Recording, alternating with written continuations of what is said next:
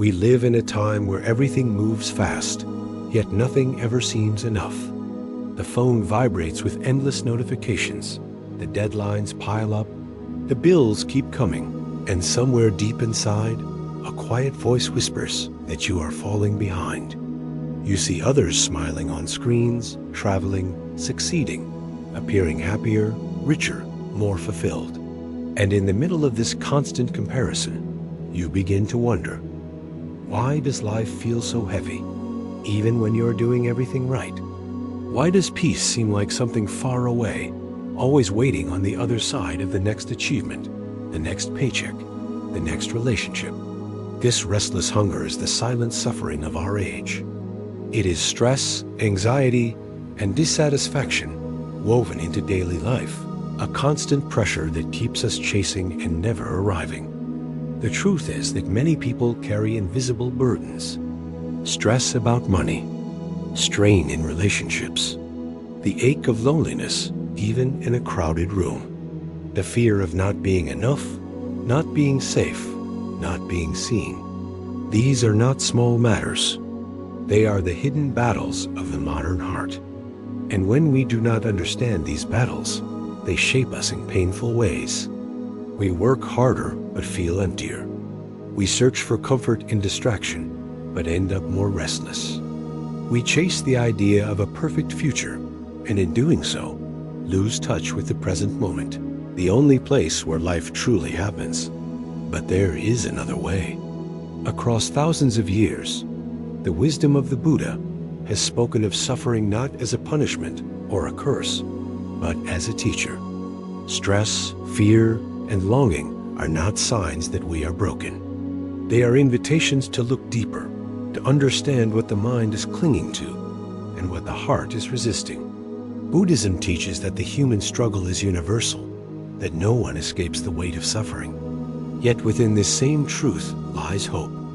Because suffering has a cause, it also has a solution. The tools are simple, profound, and available to anyone willing to pause, breathe, and listen. Imagine for a moment that the peace you long for is not hidden in the future. It is not waiting at the end of success or buried in the approval of others. It is here, in this very breath, in this very step. The Buddhist path is not about escaping life, but about awakening to it fully. It offers a way to see stress not as an enemy, but as a message. It teaches that money is not the source of safety, that relationships are not solved by control, but by compassion, that anxiety is not proof of weakness, but a doorway into freedom. Every difficulty can become a bridge. Every pain can become a teacher. Every moment, even the hardest one, can open into peace if met with awareness. Over the next journey, we will walk through 10 deep pains of modern living. Each is real, each is heavy, and each has within it the possibility of transformation. You will hear stories, reflections, and truths that speak not to some distant ideal life, but to the life you are living now, with all its mess and beauty. Together, we will explore stress, money, relationships, anxiety, and the many struggles that shape the modern heart. And in each one, we will discover how the teachings of the Buddha, ancient yet timeless, can be a key, opening a path from suffering to peace. This is not about theory. It is not about religion. It is about living. It is about learning to breathe again, to soften the weight you carry, to see with new eyes what has always been within your reach. The road ahead will not ask you to believe blindly, but to listen deeply, to see your pain not as failure, but as the very doorway to freedom. And as we begin, let us take this simple truth to heart.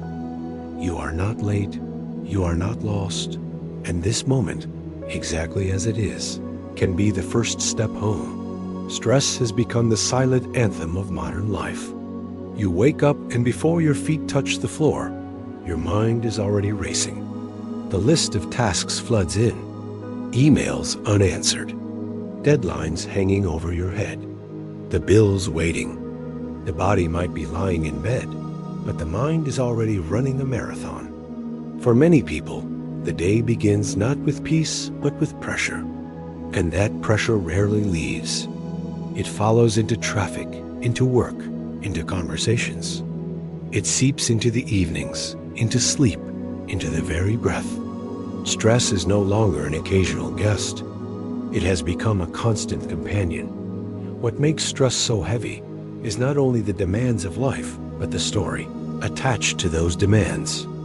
The mind whispers that you are behind, that you must do more, that others are ahead of you, that if you pause, everything will collapse. Stress is the mind's way of saying, you are not safe unless you control everything. Yet the more you try to control, the tighter the knot becomes.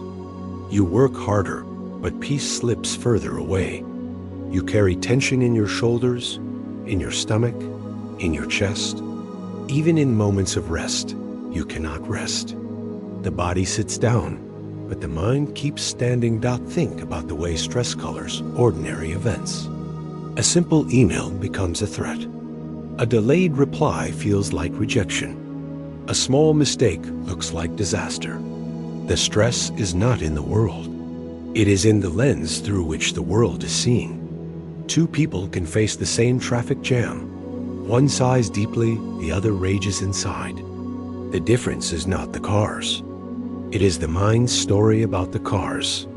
Stress is not simply about events. It is about interpretation. It is about the way we cling to an imagined timeline, an imagined control, an imagined identity that must hold everything together. Modern society fuels this fire. The culture celebrates speed, faster results, faster internet, faster growth. We are told that if we are not moving faster, we are falling behind. Advertisements whisper that peace can be bought, that happiness can be earned, that if you just push harder, you will finally arrive. But where is there? When do we finally rest? The truth is, in the race of modern life, the finish line keeps moving. And so stress becomes endless, a treadmill that never stops. The Buddha saw this thousands of years ago. He named it dukkha, often translated as suffering or unsatisfactoriness. It is the restless hunger that keeps us grasping, the unease that says, this moment is not enough. Stress is simply one modern mask of this ancient truth. It is dukkha dressed in emails and calendars and traffic lights. And just as the Buddha taught, the problem is not the world itself. The problem is the clinging, the refusal to be here, the belief that peace is somewhere else, at some later time, after the stress is conquered. But what if stress is not the enemy? What if stress is the messenger? What if every moment of tension is pointing directly at the place where freedom can be found? The tight chest, the restless thoughts, the racing breath, these are not failures. They are signals. They are bells ringing, saying, look here, pay attention. Stress is not asking you to run faster. It is asking you to stop running. It is asking you to see the illusion clearly. Take a simple example. Imagine you are waiting in line at the grocery store. The line is long. The cashier is slow. Inside, impatience grows. The body heats, the mind criticizes, the stress builds. Yet what is actually happening? You are standing in line. That is all. The stress is not in the line. The stress is in the mind's refusal to accept standing. The mind says, this should be faster. That small sentence is the seed of stress. If you see it clearly, the stress loosens. If you let the body stand, if you let the breath flow, if you let the moment be what it is, suddenly peace appears right there in the grocery store. Nothing changed except perception. This is the power of mindfulness. It is the simple, radical act of being present. Instead of living in the story of too much to do or not enough time, mindfulness invites you back into the body, into the breath, into the raw reality of now.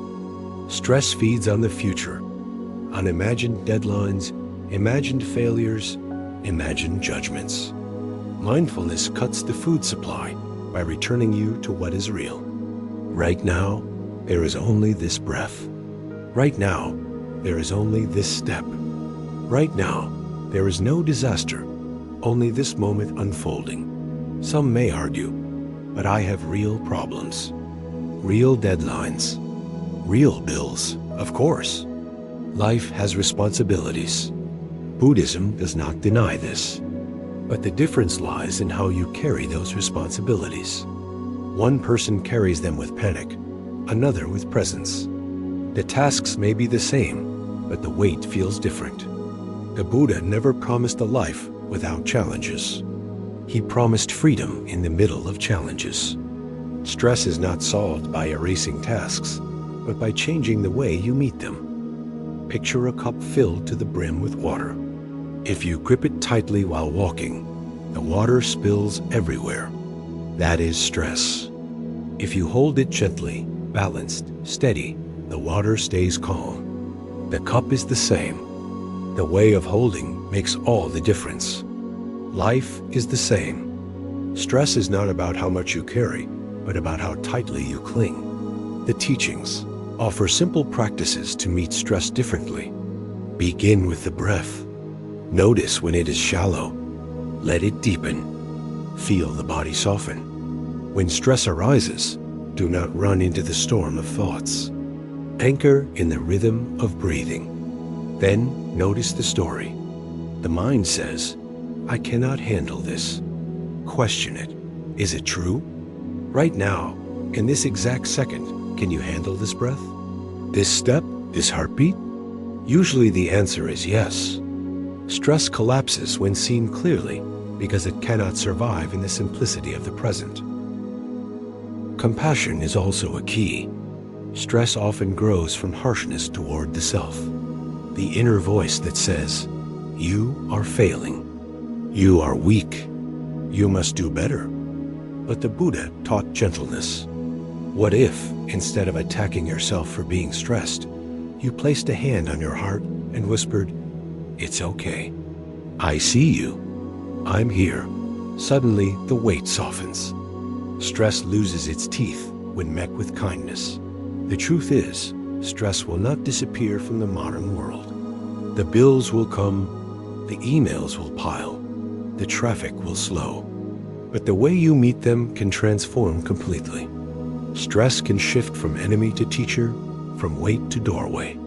Each moment of tension becomes an invitation to pause, to breathe, to release.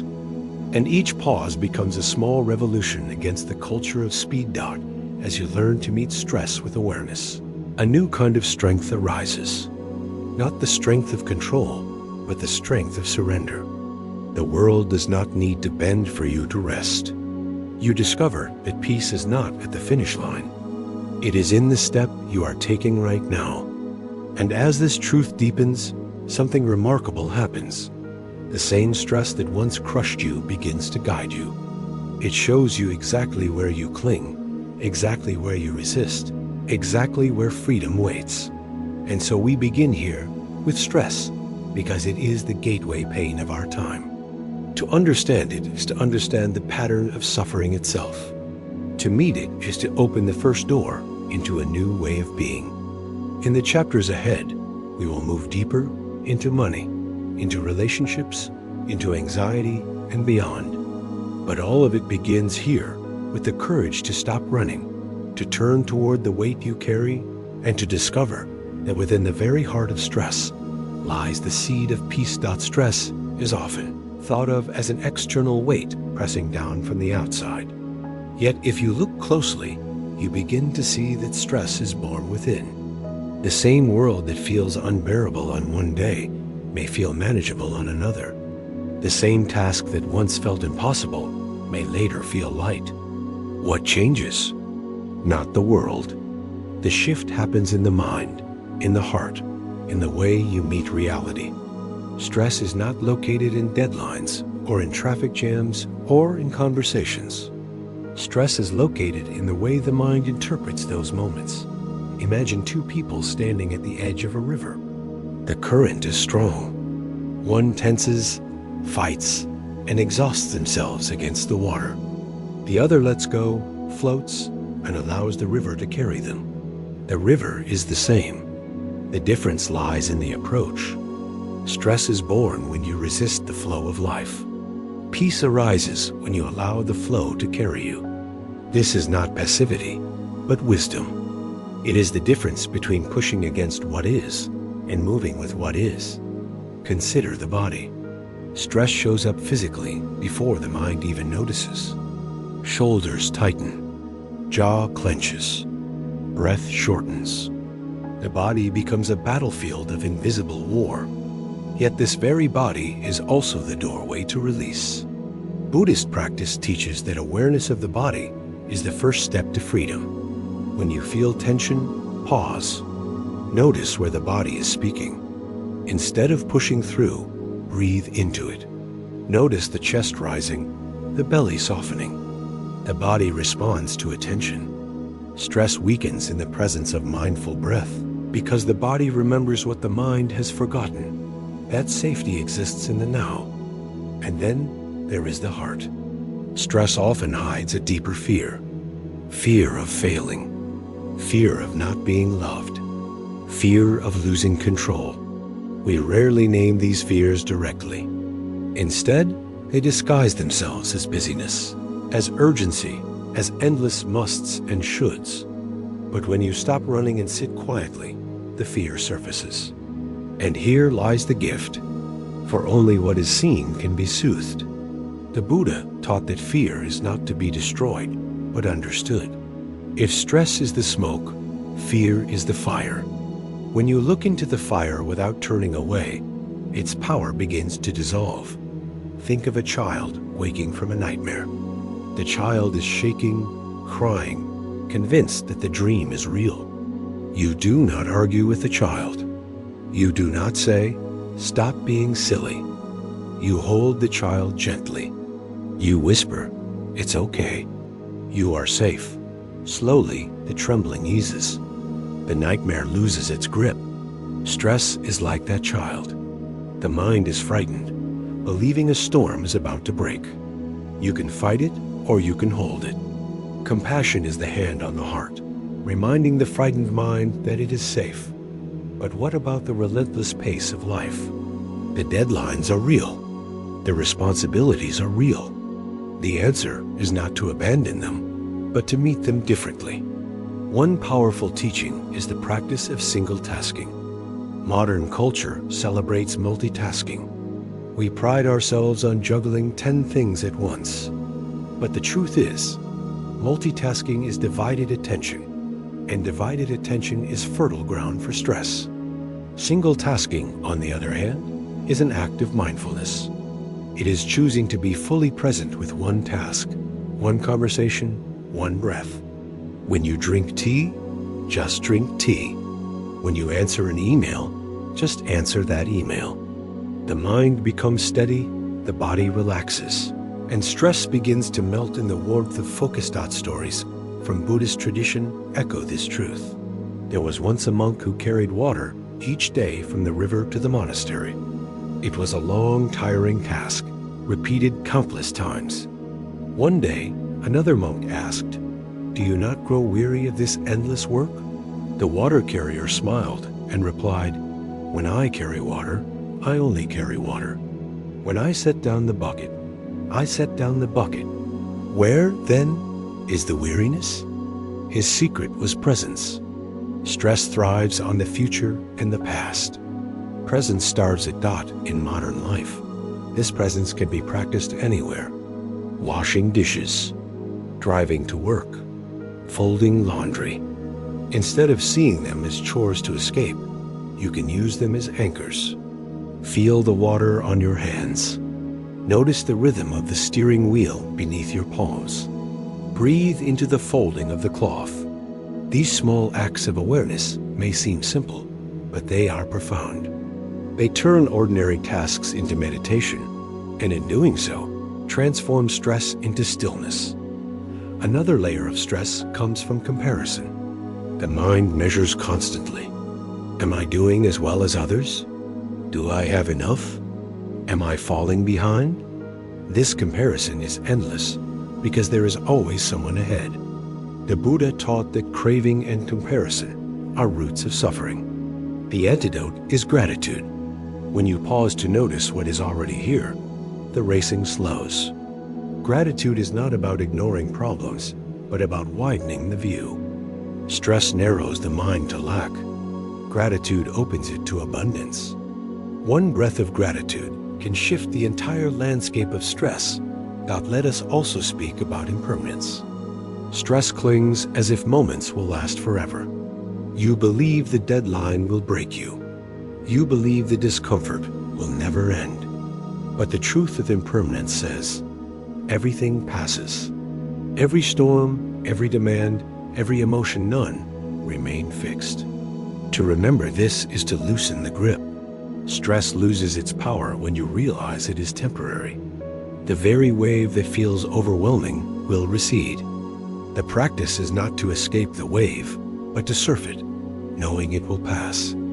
This understanding opens into deeper freedom. For if stress is not permanent, you do not need to build your identity around it.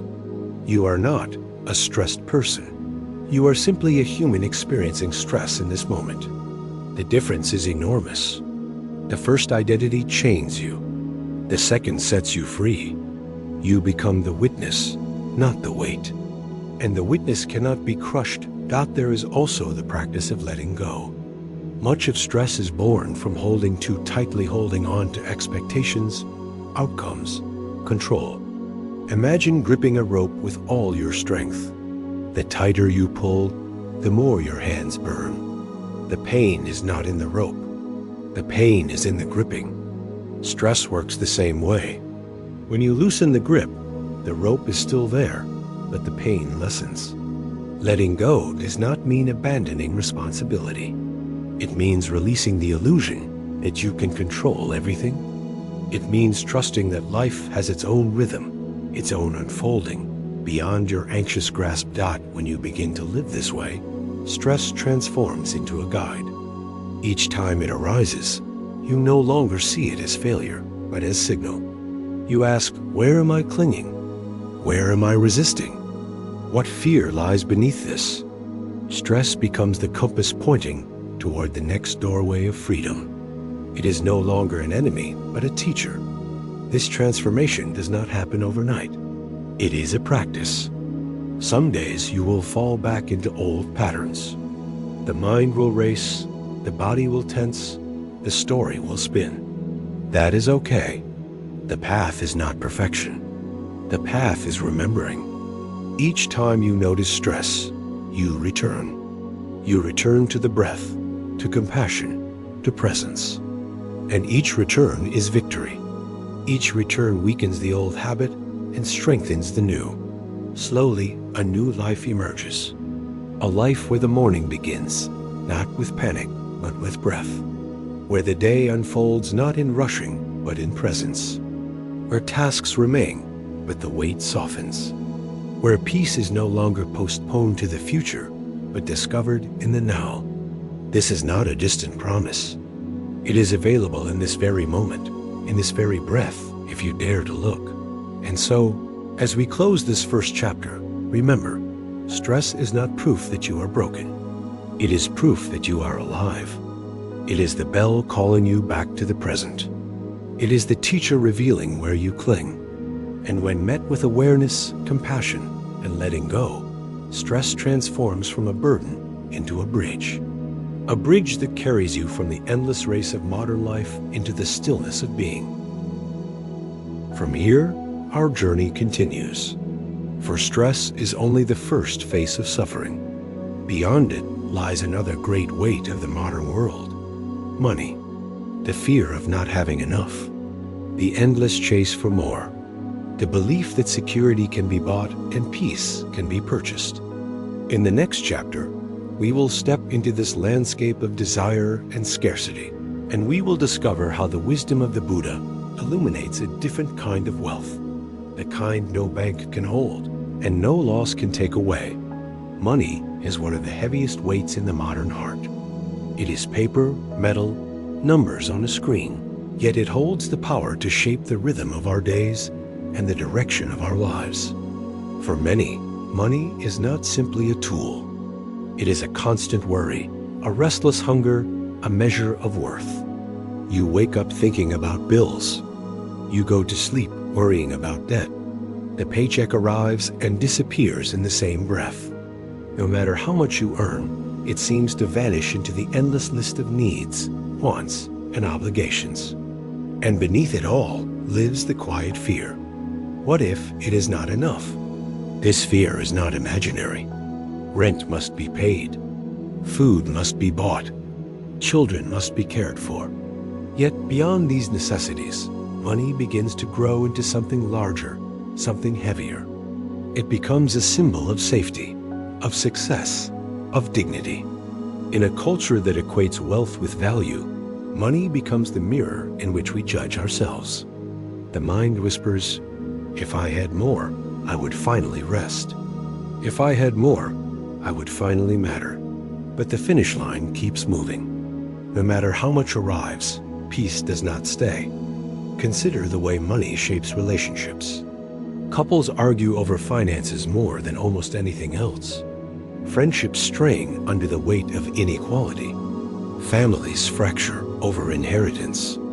Money is not just currency. It becomes a current that pulls hearts apart. And even when relationships remain intact, the stress of money erodes the joy of connection.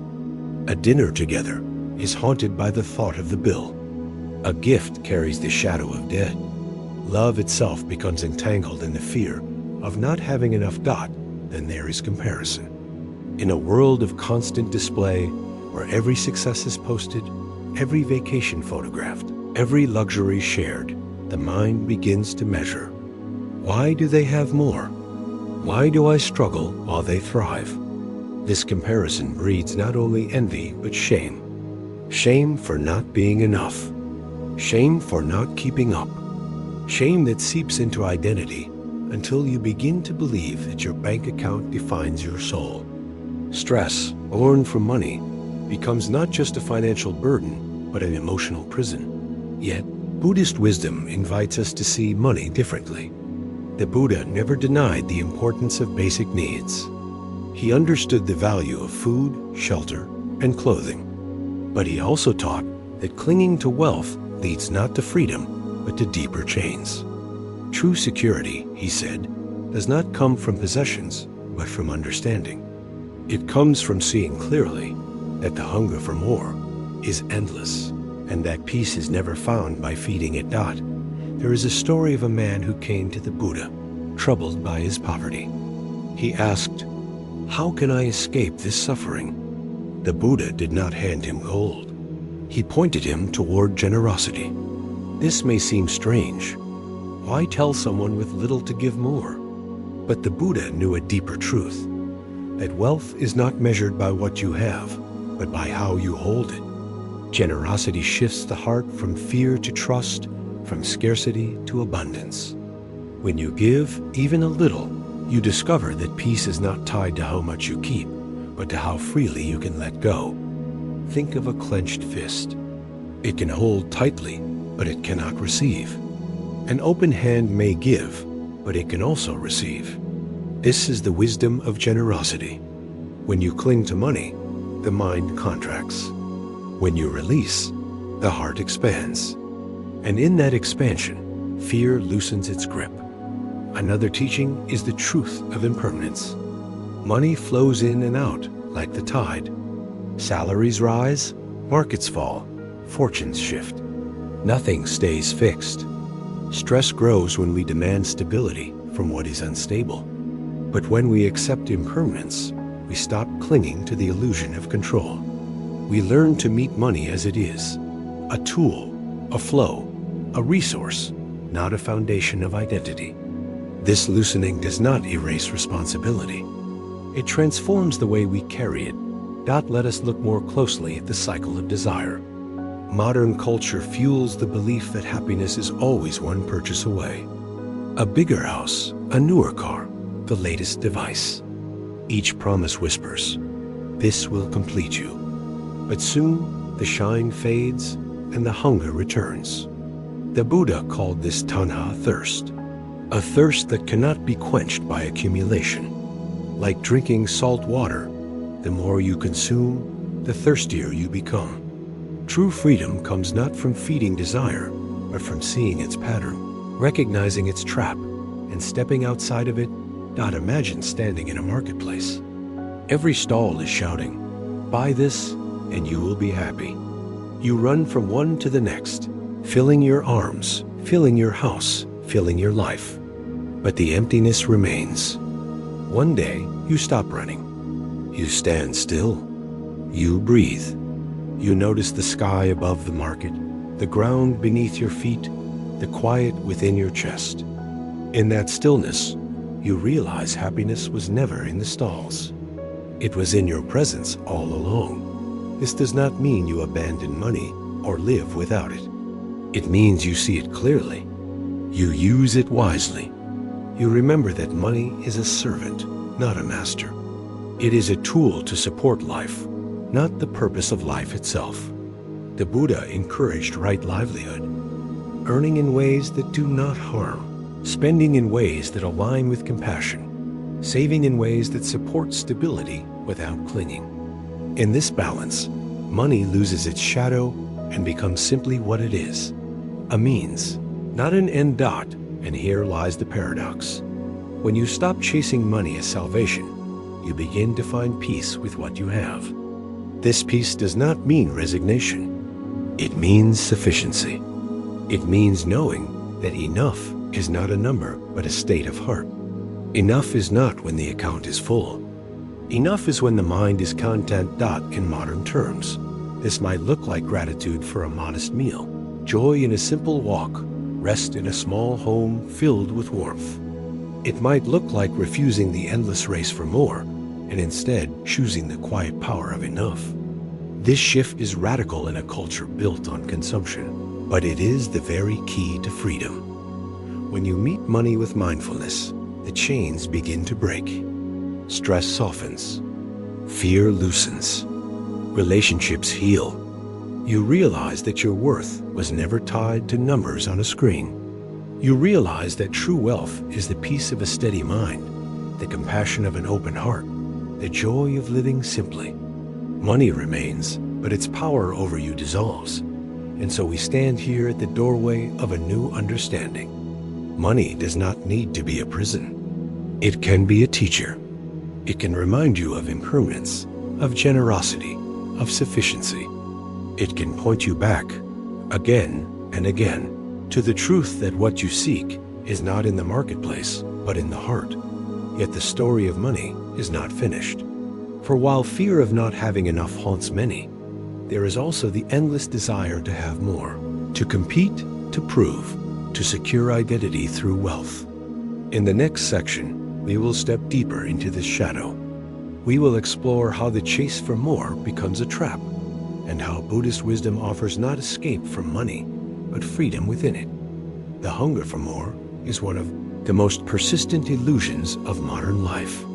It whispers that happiness lies just beyond the next raise, the next purchase, the next zero added to the account. This hunger is powerful because it hides beneath the appearance of progress. To want more seems natural. To seek comfort, success, and stability feels like the responsible thing to do. And yet, beneath this appearance, the hunger grows restless, never satisfied, always demanding. Imagine a traveler crossing a desert with a leaky cup. No matter how much water they pour in, it drains away. They drink, but the thirst remains. This is the nature of desire for wealth.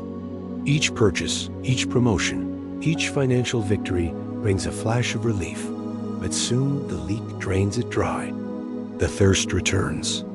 The mind says, more will fix it, but more never fixes it. More only deepens the thirst. The Buddha called this cycle the wheel of craving. It spins endlessly. Desire, grasping, temporary satisfaction, loss, desire again. To live inside this wheel is exhausting. Yet because it mimics progress, many never question it. They believe they are moving forward, when in truth, they are running in circles. Look at the culture around you. Entire industries are built on keeping this wheel turning. Advertising does not simply sell products. It sells the idea that you are incomplete without them. A car is not just a car. It is a symbol of status. A phone is not just a tool. It is a badge of belonging. A home is not just shelter. It is proof of worth. The culture feeds on insecurity, whispering that your value depends on what you own. And so the hunger grows, not because needs are unmet, but because identity has been tied to possessions. But here is the truth. No amount of wealth can secure the heart against impermanence. Rich or poor, everything shifts. Markets collapse. Jobs disappear. Bodies age. Possessions decay. Even if you accumulate everything the world offers, time will strip it away.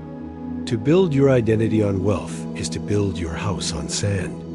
One wave and it crumbles. The Buddha saw this clearly. He taught that clinging to wealth is like holding fire in your hands. It may warm you briefly, but soon it burns. There is another story. A king once asked a monk, "What is the greatest treasure?" The monk replied, "Contentment." The king laughed. "But I have gold, land, armies. Surely that is greater." The monk shook his head. "Your treasures make you restless, for you fear their loss. My treasure cannot be stolen, for it is within. Which of us is truly rich? The lesson is simple. True wealth is not in accumulation, but in contentment. The one who is content with little is richer than the one who is restless with much. Modern life makes this teaching more urgent than ever. Many people chase careers not for love of the work, but for the paycheck. They buy things not for need, but for display. They spend decades in pursuit of numbers, only to discover that peace never arrived.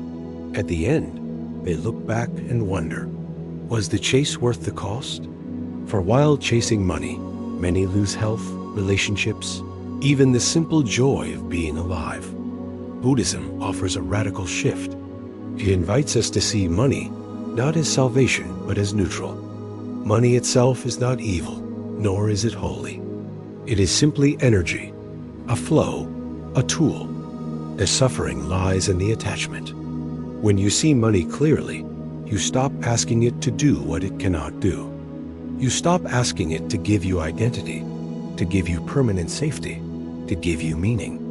Instead, you use it wisely, to support life, to reduce harm, to serve compassion. This is the practice of right relationship with wealth, earned through right livelihood, work that does not exploit, deceive, or destroy. Spend with awareness. Ask if what you buy truly supports your well-being, or if it feeds endless craving. Save with balance, not clinging out of fear, but preparing with wisdom. Share generously, for giving breaks the chains of greed and reminds the heart of abundance. Generosity is a profound medicine. At first, it may feel impossible. The mind resists, whispering, "I cannot give. I barely have enough." But when you give even a little time, attention, kindness, a meal, the heart shifts. The grip loosens. Fear softens. You realize that abundance is not measured by how much you keep, but by how much you can share. Generosity reveals that wealth was never about possession. It was always about connection. This practice also heals relationships.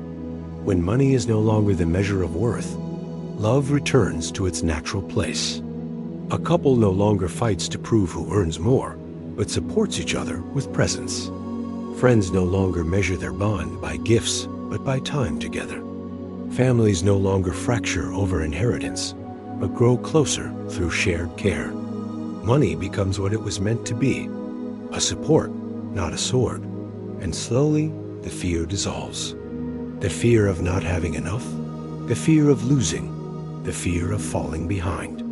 You begin to see that security was never in the bank. It was always in awareness. For when you meet life with mindfulness, you discover a strength that no economic collapse can take. When you meet life with compassion, you discover a wealth that no thief can steal. When you meet life with contentment, you discover a treasure that no market can touch. This is true freedom. It is not about abandoning money or rejecting the world. It is about seeing clearly, letting go of illusions, and resting in sufficiency. You may still earn, still spend, still plan, but you no longer live in chains. Money becomes a servant, not a master. You become free dot, and as this freedom grows, something remarkable happens. The energy once consumed by worry and greed becomes available for life itself. You notice the beauty of a sunrise, the warmth of laughter, the quiet joy of a shared meal. You realize that the richest moments of life cost nothing, and in that realization, the chase ends. You arrive. So, as we close this chapter on money, remember, you are not defined by your wealth. You are not incomplete without riches. You are not safe because of numbers. You are safe because you are present. You are rich because you are alive. You are whole because awareness itself is whole dot, and from here, the path continues. For beyond money lies another deep challenge of modern life: relationships. Love, family, friendship, places of deep joy, but also of deep pain. How often do we suffer not because of strangers, but because of those closest to us? In the next chapter, we will step into this tender landscape. We will explore how attachment, expectation, and misunderstanding create suffering in relationships, and how the wisdom of the Buddha offers a way to love without chains, to connect without clinging, to walk together in freedom. Relationships are the heart of human life. We are born into them, we grow within them, we spend our days surrounded by them. Parents, partners, children, friends, colleagues, our lives are woven of countless connections. And yet, the same relationships that bring the deepest joy can also bring the sharpest pain. A kind word can lift us for weeks. A careless word can wound us for years. No matter how much success or wealth we gather, if our relationships are strained, life feels heavy dot in the modern world. Relationships carry new layers of pressure. We are told that love should complete us, that family should always support us, that friendships should never fail. We scroll through images of perfect couples, smiling families, loyal friends, and we begin to wonder why our own connections feel messy. Why does love slip into arguments? Why does family feel like a battlefield? Why does friendship fade into silence? The pain of relationships is not rare, it is universal dot. At the root of this pain lies expectation. We carry silent scripts about how others should behave. A partner should always understand us. A friend should always be loyal. A parent should always approve. When reality does not match these scripts, disappointment arrives. Disappointment turns into resentment. Resentment turns into distance. The bond that once felt natural becomes tangled with demands. The Buddha taught that attachment is the seed of suffering, and nowhere is this more evident than in relationships. Attachment is not love itself. It is love mixed with clinging. It says, I need you to act a certain way for me to be happy. True love is expansive, like open hands. Attachment is constrictive, like a tight grip. And when we grip too tightly, the very thing we fear losing begins to slip away. Think of a bird in your hand. If you hold it gently, it rests, sings, stays. If you squeeze too hard, it struggles, suffers, flees. Love works the same way. When we cling to control, love suffocates. When we allow space, love breathes. Yet letting go in relationships feels frightening. Many fear that if they loosen their grip, the bond will disappear. But Buddhist wisdom reveals the opposite. Letting go does not mean losing love. It means removing the chains that distort it. It means allowing the other to be fully themselves, while you remain fully yourself. It means shifting from possession to presence. Consider a common story. A couple begins with passion, joy, connection. Over time, differences appear. One wants more affection, the other more space. One seeks security, the other freedom. Instead of seeing these differences as natural, each clings to the belief that the other must change. If you loved me, you would. The cycle of blame begins. Arguments repeat. Love becomes conditional, measured by compliance. Yet beneath the conflict lies a deeper longing, to be seen, to be accepted as we are. Here, mindfulness becomes a radical act. Instead of reacting to every word, every gesture, we pause. We breathe. We listen, not only to the other, but to ourselves. What story am I telling? What expectation am I clinging to? What fear is beneath my anger? This awareness shifts the ground. The fight softens, the heart opens, compassion grows. The Buddha emphasized right speech as a pillar of healthy relationships. Right speech is not only about truth, it is about kindness, timing, and intention. A harsh truth shouted in anger may be accurate, but it wounds. A gentle truth spoken with care may heal. Before speaking, the practice is to ask, is it true? Is it necessary? Is it kind? In a culture of instant reactions, this pause is revolutionary. It turns words from weapons into bridges. Friendship, too, carries its struggles. In childhood, friends often come easily. But as life grows complex, friendships fade. Work, distance, differences in values all can create gaps. And when a friend disappoints us, the pain can cut deep.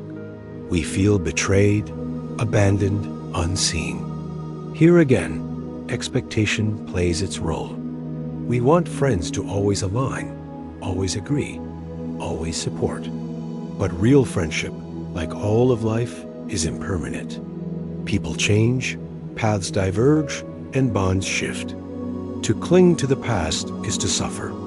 To accept the flow is to remain open, even when directions differ. Family may bring the deepest wounds. Parents who did not understand. Siblings who compete. Children who resist. Family carries layers of history, patterns, unspoken rules. These patterns can feel unbreakable, yet Buddhist wisdom reminds us that every moment is new. The past does not have to dictate the present. With awareness, with compassion, we can meet family not as fixed roles, but as human beings, each carrying their own suffering, their own longing. This shift allows forgiveness, not to excuse harm, but to release the weight of holding on to it. Forgiveness is one of the most profound practices in relationships. It is not saying, what you did is okay. It is saying, I release the grip this pain has on my heart. Without forgiveness, resentment festers, poisoning every interaction. With forgiveness, the heart breathes again. The chains loosen. The space for connection returns. But forgiveness begins within. Many people carry harshness toward themselves. They replay past mistakes in relationships, blaming themselves endlessly. I should have said more. I should have done less. I ruined it.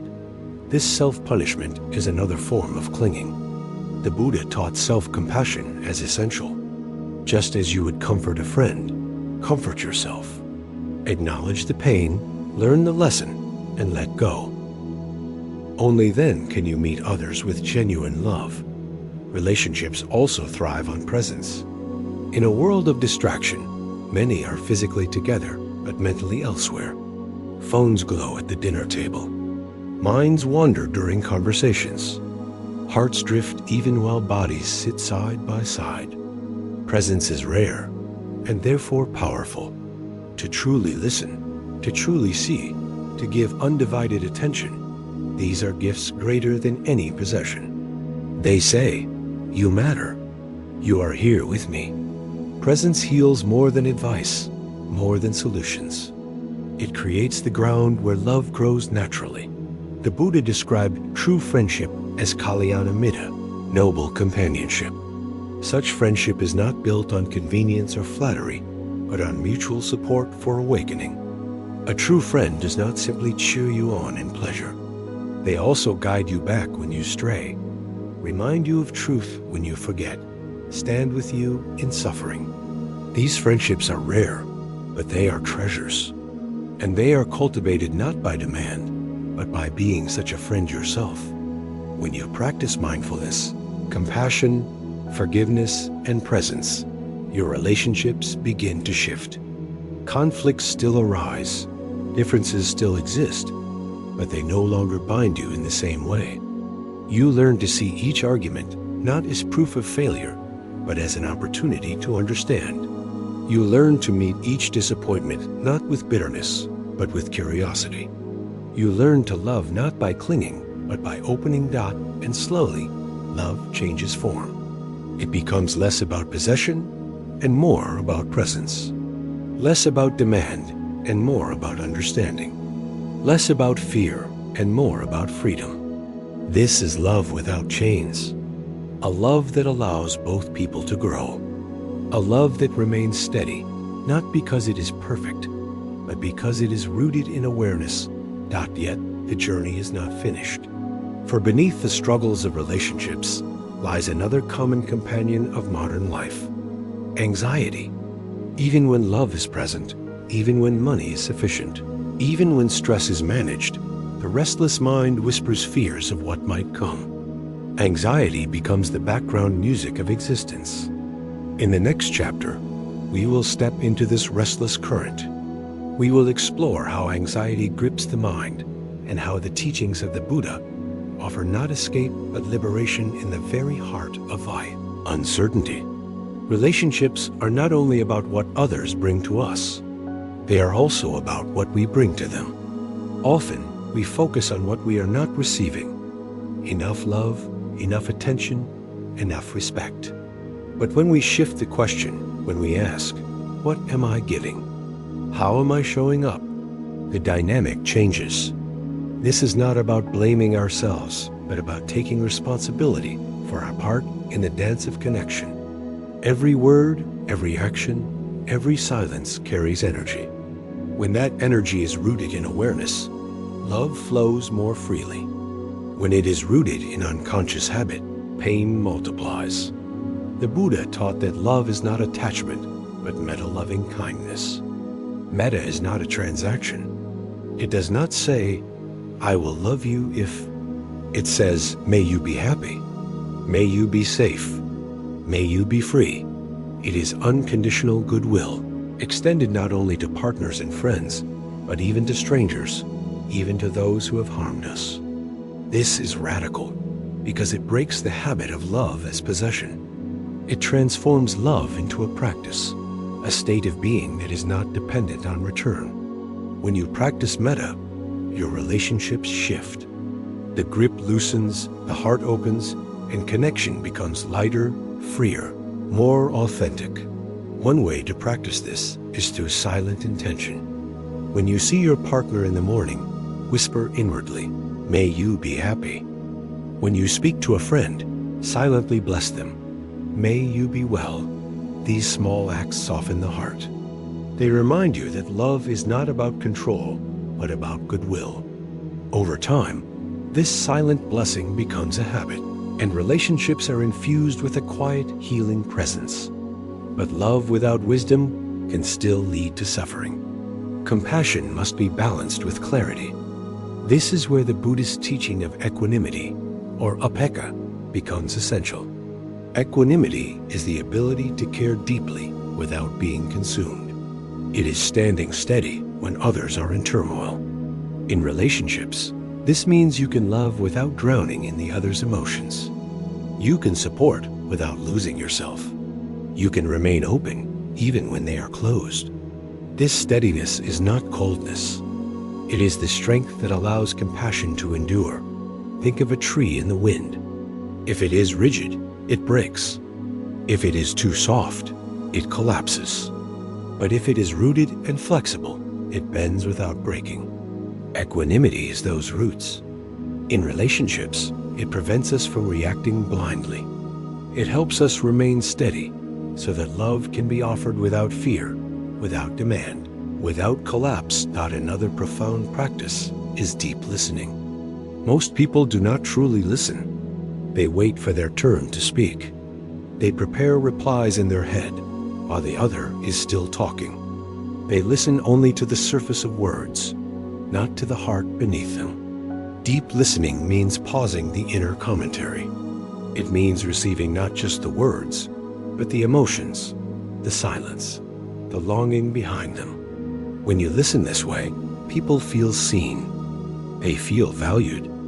Conflicts dissolve not because solutions are found, but because hearts are understood. This listening extends to ourselves as well. Many relationship struggles come from ignoring our own inner voice. We suppress needs, silence emotions, pretend we are fine. Over time, resentment builds. True connection requires honesty, not only with others, but with ourselves. To say, "This hurts me," or "I need more space," is not selfish. It is essential. The Buddha taught the middle path, neither clinging nor avoidance. In relationships, this means balancing care for others with care for ourselves. Without that balance, love turns into sacrifice that breeds resentment. Family, too, requires this balance. It is easy to lose ourselves in roles: the obedient child, the dutiful parent, the supportive sibling. These roles may guide us, but they can also trap us. To see family members not only as roles, but as human beings is liberating. A parent is not only mother or father. They are a human with their own fears, wounds, and dreams. A child is not only son or daughter. They are a soul with their own path. When we see beyond roles, compassion deepens. We forgive more easily. We expect less rigidly. We love more fully. Forgiveness deserves more space here because it is one of the most challenging yet freeing practices in relationships. Many people carry old wounds, words spoken years ago, betrayals that still sting, silences that still ache. These wounds become heavy stones in the heart. Forgiveness is the act of putting the stones down. It does not mean erasing memory or denying harm. It means choosing not to carry the weight forever. It means freeing yourself from the prison of resentment. Sometimes forgiveness is immediate. Other times it takes years. But even the intention to forgive is powerful. When you whisper, "I want to forgive," you open a doorway. The heart begins to soften. The stone begins to crack. And over time, light enters where once there was only bitterness. Relationships are also tested by impermanence. People change. Circumstances shift.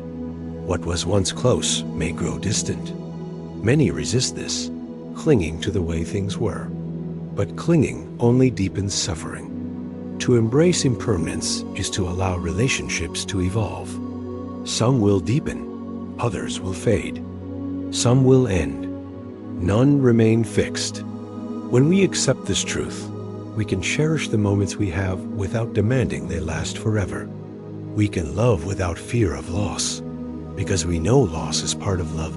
In this way, every relationship becomes a teacher. A partner teaches patience. A child teaches presence. A parent teaches forgiveness. A friend teaches acceptance. Even those who hurt us teach resilience and compassion. Each bond, whether joyful or painful, shapes the heart. Each is an invitation to grow in awareness, to practice love, to awaken. And so, as we close this chapter, let us remember, relationships are not problems to be solved, but paths to be walked. They are not meant to complete us, but to mirror us. They reveal our attachments, our fears, our capacity for compassion. When met with awareness, relationships become sacred grounds of awakening. But the journey of suffering does not stop here. Beyond the struggles of love, family, and friendship lies a quieter, yet often more relentless weight: anxiety. Even when relationships are harmonious, even when money is stable, even when stress is managed, Anxiety whispers in the background. What if something goes wrong? What if I lose it all? What if the future collapses? Anxiety pulls us out of the present and into imagined storms. In the next chapter, we will face this restless companion. We will see how the Buddhist teachings invite us to meet anxiety, not with suppression, but with courage, not with fear, but with presence, discovering that even in the heart of uncertainty, peace can be found. Anxiety is the shadow that follows so many of us through the day. It does not always roar. Often, it whispers. A restless thought before bed. A knot in the stomach before a meeting.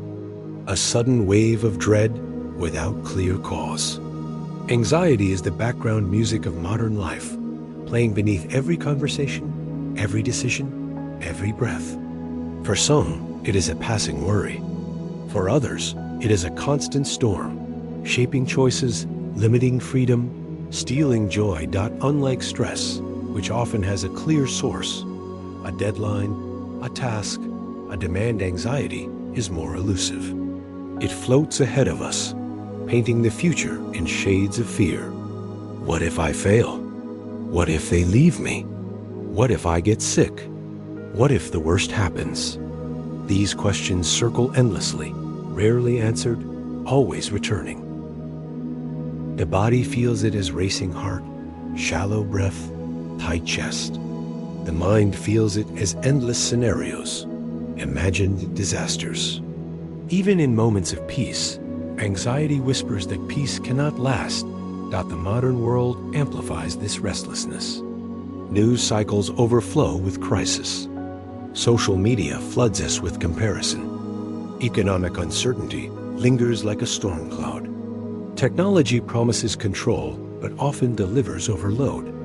We live in a culture that says, be prepared for everything.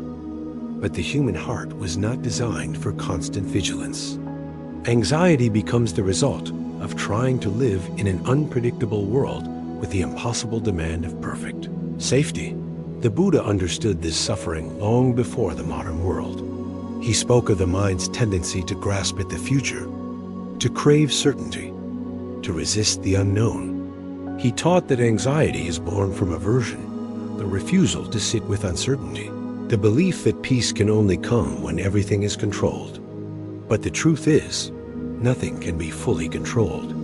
Life is impermanent. Bodies age, circumstances shift, futures unfold in ways we cannot predict. To demand certainty in an uncertain world is to invite endless fear. Yet within this truth lies freedom. If certainty cannot be found, then peace must come from a different source. Not from fixing the future, but from meeting the present. Not from controlling outcomes, but from releasing control. The Buddha offered mindfulness as the medicine, the practice of anchoring attention in the here and now, returning again and again to what is real. Imagine standing in a field on a windy day. The wind howls, bending trees, tossing leaves. If you try to catch the wind with your hands, you fail. If you try to stop it, you exhaust yourself. But if you stand steady, rooted in the earth, you feel the wind move through you. Anxiety is like that wind. The attempt to control, it makes it stronger. But when you stand steady in presence, feeling the breath, grounding in the body, you realize the wind cannot destroy you. It passes through. One powerful practice is simply naming anxiety. Instead of saying, I am anxious, you say, anxiety is here. This subtle shift changes everything. You are not the anxiety. You are the awareness that notices it. The wave of fear may rise, but you are the ocean that holds it. This separation creates space. In that space, anxiety loses its grip. Another practice is the body scan. Anxiety often lives in the body before it reaches the mind. The chest tightens, the shoulders rise, the stomach knots. By gently scanning the body with awareness, starting from the crown of the head, moving slowly downward, you notice where tension lives. You breathe into those places. You soften. The body begins to release what the mind has been holding. In this way, anxiety is met not with resistance, but with care. Anxiety also thrives on stories. The mind spins what-if scenarios, often catastrophic. Most never happen, yet the body reacts as if they are real. The Buddha taught that the mind is a storyteller, weaving illusions. The practice is not to silence the mind, but to see its stories clearly. When a fearful thought arises, what if I fail? You can pause and ask, is this happening now? Is this fact or imagination? Most often, the answer is imagination. This realization breaks the cycle. You return to the present, where the imagined disaster has no ground. Compassion plays a vital role here. Anxiety often brings shame. People say, why am I like this? Why can't I be calm like others? But self-criticism only deepens the wound. The Buddha taught that compassion begins with ourselves. Instead of judging anxiety, we place a hand on the heart and say, it's okay to feel this. You are not alone. This simple kindness softens the sharp edges of fear. It transforms anxiety from an enemy into a part of the human experience to be held gently. There is also wisdom in impermanence. Every wave of anxiety, no matter how strong, eventually passes. When you remember this, fear loses its permanence. You realize this is just a moment. It will change. By watching anxiety rise and fall, you begin to trust that you do not need to fight it. You need only to stay present until it shifts. Consider the story of a monk who was once asked how he dealt with fear. He replied, when fear comes, I invite it in for tea. Instead of resisting, he welcomed it. He sat with it, listened, allowed it to be. And in that gentle welcome, fear lost its power. Anxiety works the same way. When you invite it in, sit with it, breathe with it, it begins to dissolve. The act of turning toward it with presence is itself the path to freedom. Modern science echoes this ancient wisdom. Studies show that mindfulness reduces anxiety by calming the nervous system, lowering stress hormones, rewiring the brain toward balance. But long before science measured it, the Buddha taught it. Awareness, compassion, and acceptance, these are the keys. And yet, the journey with anxiety is not only about calming the storm. It is also about discovering what lies beneath it. Anxiety often points to deeper truths, unacknowledged grief, unspoken desires, unresolved wounds. When met with presence, anxiety becomes a doorway. It asks, what am I afraid of losing? What am I afraid of facing? These questions, when explored gently, lead to profound self-understanding. And so, we begin to see anxiety not as a curse, but as a guide. Each wave of fear is an invitation to return to the breath, to soften the heart, to see clearly what is hidden. Each anxious moment becomes an opportunity to practice freedom. This does not mean anxiety disappears forever. It means it no longer rules your life. You walk alongside it, aware, steady, unafraid. But our exploration of anxiety is not complete. For while we have seen how it arises and how mindfulness softens it, we must still look deeper into the roots: control, uncertainty, and the human longing for safety in a world that offers none. In the next section, we will explore these roots more fully, and we will see how the Buddha's teachings transform even the deepest uncertainty into a place of awakening. At the core of anxiety lies a simple truth. The human heart longs for safety in a world that cannot guarantee it. We want to know that tomorrow will be kind, that those we love will remain, that our health will hold, that our efforts will succeed. But life offers no such promises. Everything changes. Everything passes. The body ages, relationships shift, jobs end, fortunes rise and fall.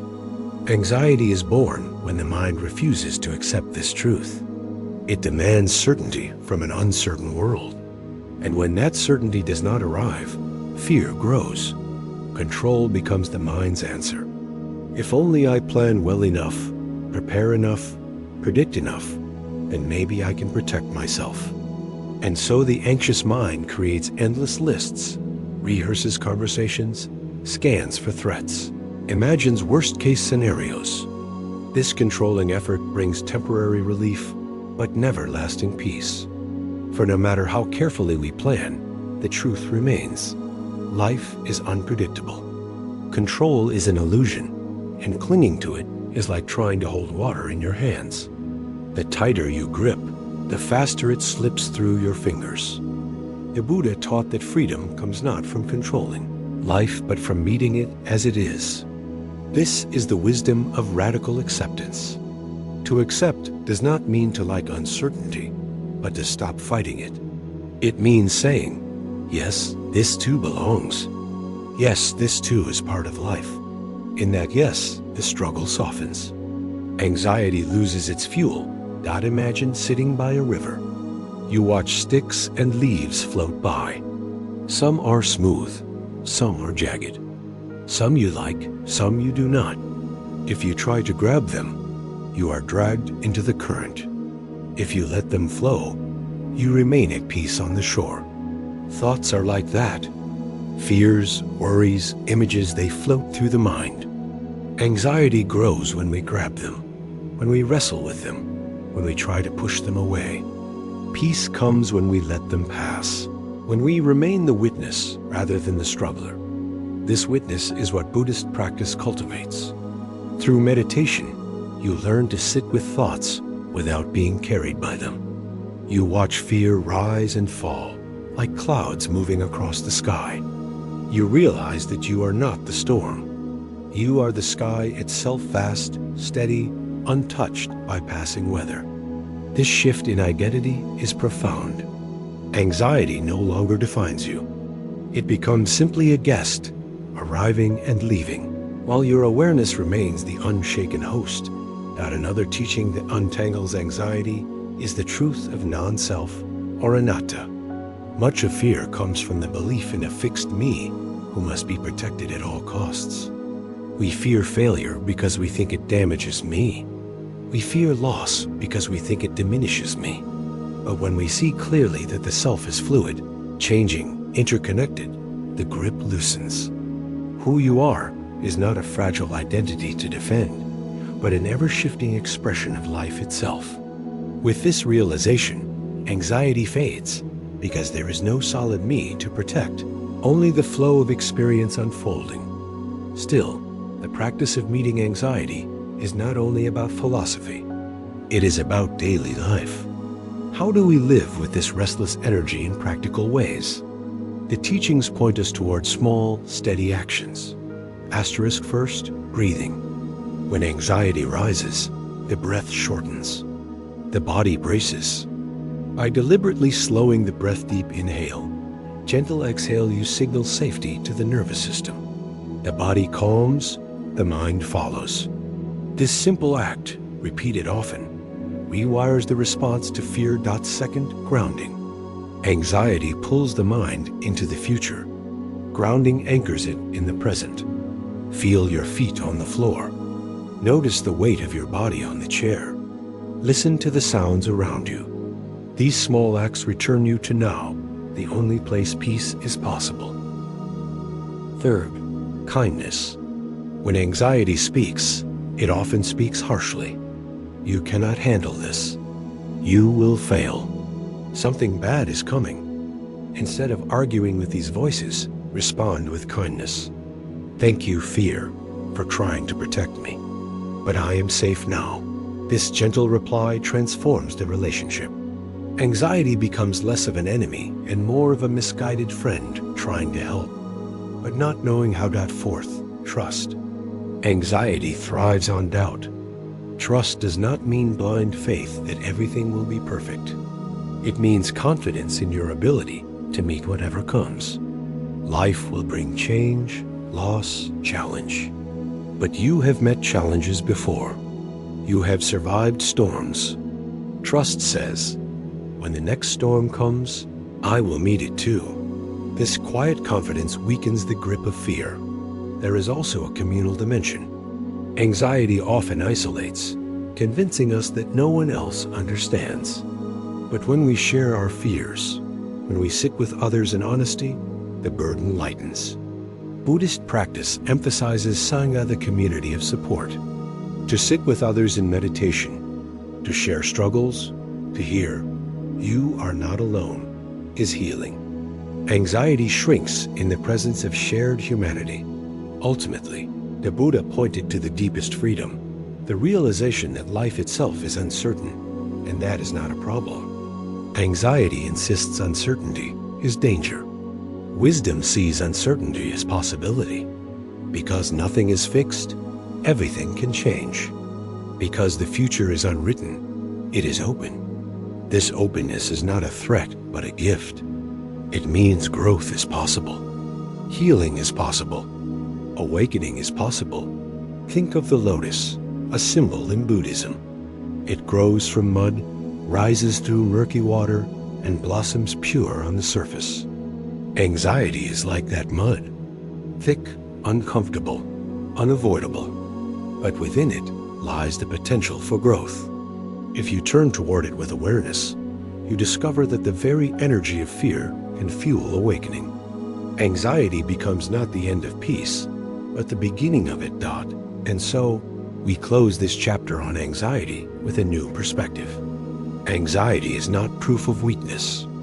It is proof of sensitivity, of awareness, of a mind that longs for safety. When met with clinging, it becomes a prison. When met with presence, it becomes a path. Each wave of fear is an invitation to return to the breath, to soften into compassion, to trust the unfolding.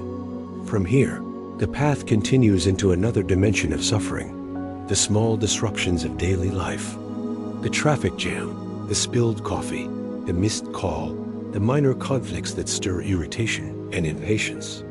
These may seem trivial compared to stress, money, relationships, or anxiety, yet they are powerful teachers. For it is in the mundane moments that our deepest habits are revealed, and where freedom can begin.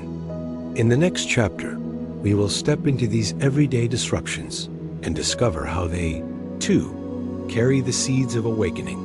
Life is rarely broken by great catastrophes alone. More often, it is shaped by the small interruptions, the daily inconveniences that prick at our patience and unsettle our peace. The coffee spills on the way to work. The traffic stretches longer than expected. The computer freezes just when you need it most. A loved one forgets to call. A colleague makes a careless remark. None of these moments are disasters, yet they carry a peculiar power. They irritate, they frustrate, they build into stress. Over time, they form the hidden texture of suffering in daily life. Why do such small events feel so heavy? The answer lies not in the events themselves, but in the way the mind responds. A traffic jam is simply cars on a road, but the mind adds a story. This should not be happening. I am losing time. I am being delayed. The coffee spill is simply liquid on a table. But the mind says, I cannot handle this. My day is ruined. The power of disruption lies not in the event, but in the resistance to it. The Buddha taught that suffering is born not from what happens, but from how we relate to it. The second arrow teaching explains this well. The first arrow is the event itself, the traffic, the spill, the remark. The second arrow is the story we add the anger, the judgment, the self-criticism. We cannot always stop the first arrow, but we can choose whether to shoot the second. Too often, we add layers of suffering onto moments that could have passed. Quickly, consider the irritation that rises when a device malfunctions. The phone freezes, the internet lags. Instantly, impatience surges. Yet what is truly happening? For a few seconds, the world does not move at your pace. That is all. The device is not personal. It is not attacking you, but the mind interprets delay as insult, as injustice. This habit reveals the deeper truth. Impatience is less about events and more about the mind's inability to rest where it is. Daily disruptions are powerful mirrors. They show us where we cling to control, where we demand the world bend to our timeline. A child spills juice, and we snap not because of the juice, but because our image of order has been disturbed. A colleague disagrees, and we bristle not because of the words, but because our ego feels threatened.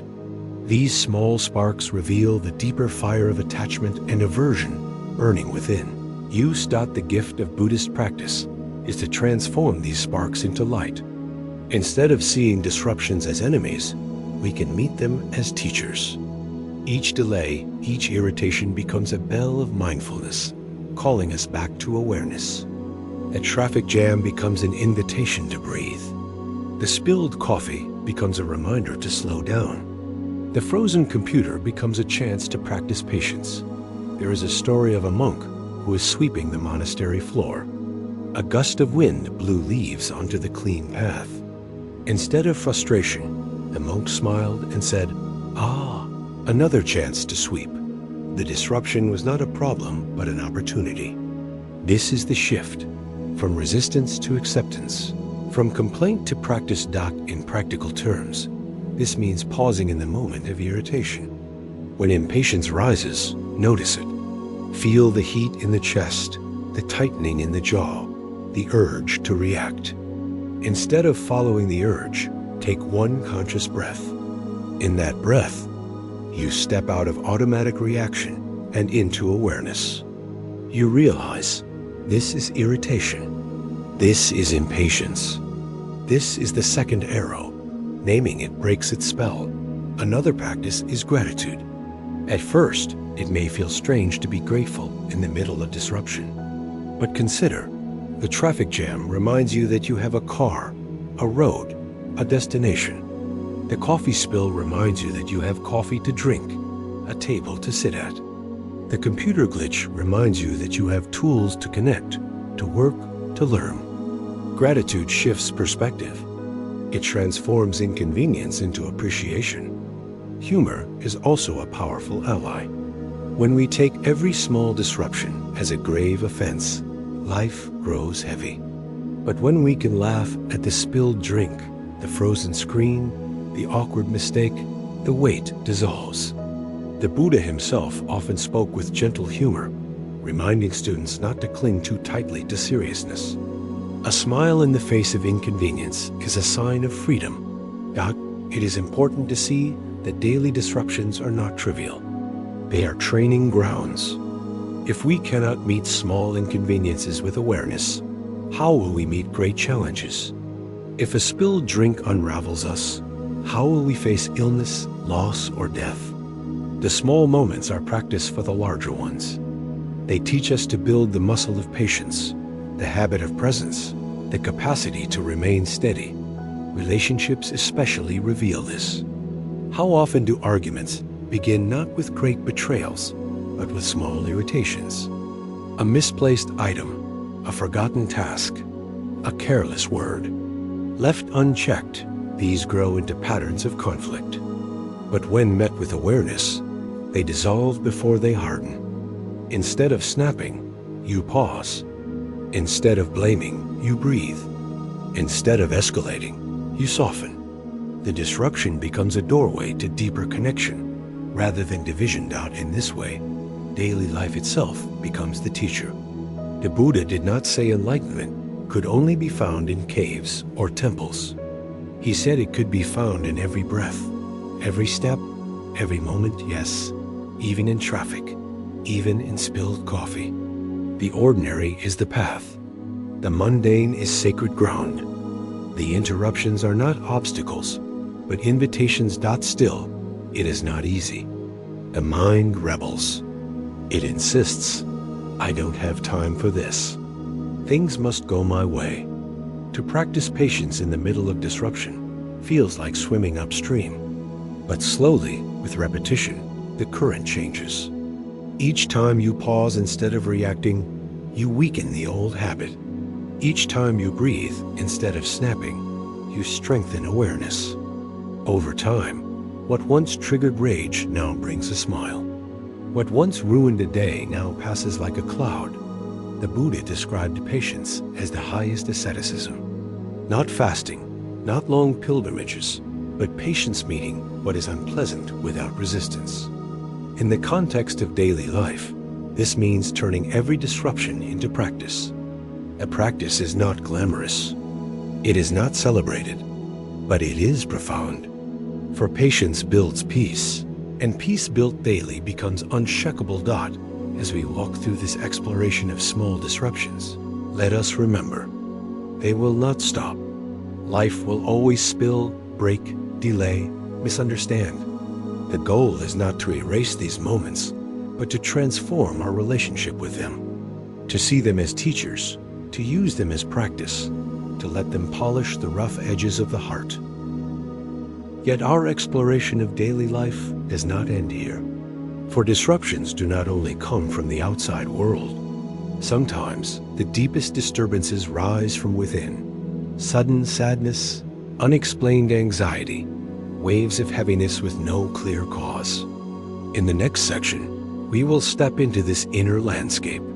We will discover how to meet emotions themselves, the ones that appear without reason, as sacred messengers pointing us toward deeper freedom. Every day, disruptions may seem small compared to the storms of stress, money, relationships, or anxiety, yet their power lies in repetition. They come daily, sometimes hourly.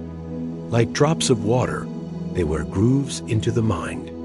Without awareness, those grooves become habits of anger, impatience, or despair. But with awareness, the same drops carve channels of wisdom, compassion, and patience. The difference lies not in what happens, but in how we meet it. One of the greatest challenges is the sense of injustice that arises in minor inconveniences. When the line at the store moves slowly, the mind shouts, "This is unfair." When someone cuts you off in traffic, anger flares. How dare they? These reactions come quickly, often before we notice them. Yet beneath them lies an assumption that life should flow according to our timeline, our preferences. The Buddha invited us to question this assumption. Is it really true that the world should bend to our desires? Or is it more truthful that the world simply moves as it does, regardless of what we want? By shifting this view, disruptions lose their sting. Instead of, "This should not be happening," we learn to say, "This is what is happening." That small shift is liberation. It transforms complaint into acceptance. It turns resistance into flow. Life does not need to obey us for us to be at peace. Consider again the metaphor of traffic. The cars are not enemies. They are simply people like us, each trying to reach a destination. A slowness is not punishment. It is reality. When we remember this, irritation softens into empathy. We see not obstacles but fellow travelers. The delay becomes an opportunity to breathe, to listen to music, to reflect. What once was suffering becomes practice. The same applies to small mistakes. A child spills milk. A colleague forgets an email. A partner misplaces the keys. The reflex is to snap, to scold, to make the mistake heavy. Yet what does that weight create? Shame, distance, disconnection. What if, instead, we chose gentleness? It's just milk. We'll send the email now. The keys will turn up. Gentleness does not deny responsibility, but it refuses to add unnecessary suffering. It transforms the moment into connection rather than conflict. This approach mirrors the Buddha's teaching on skillful means. Not every response must be stern.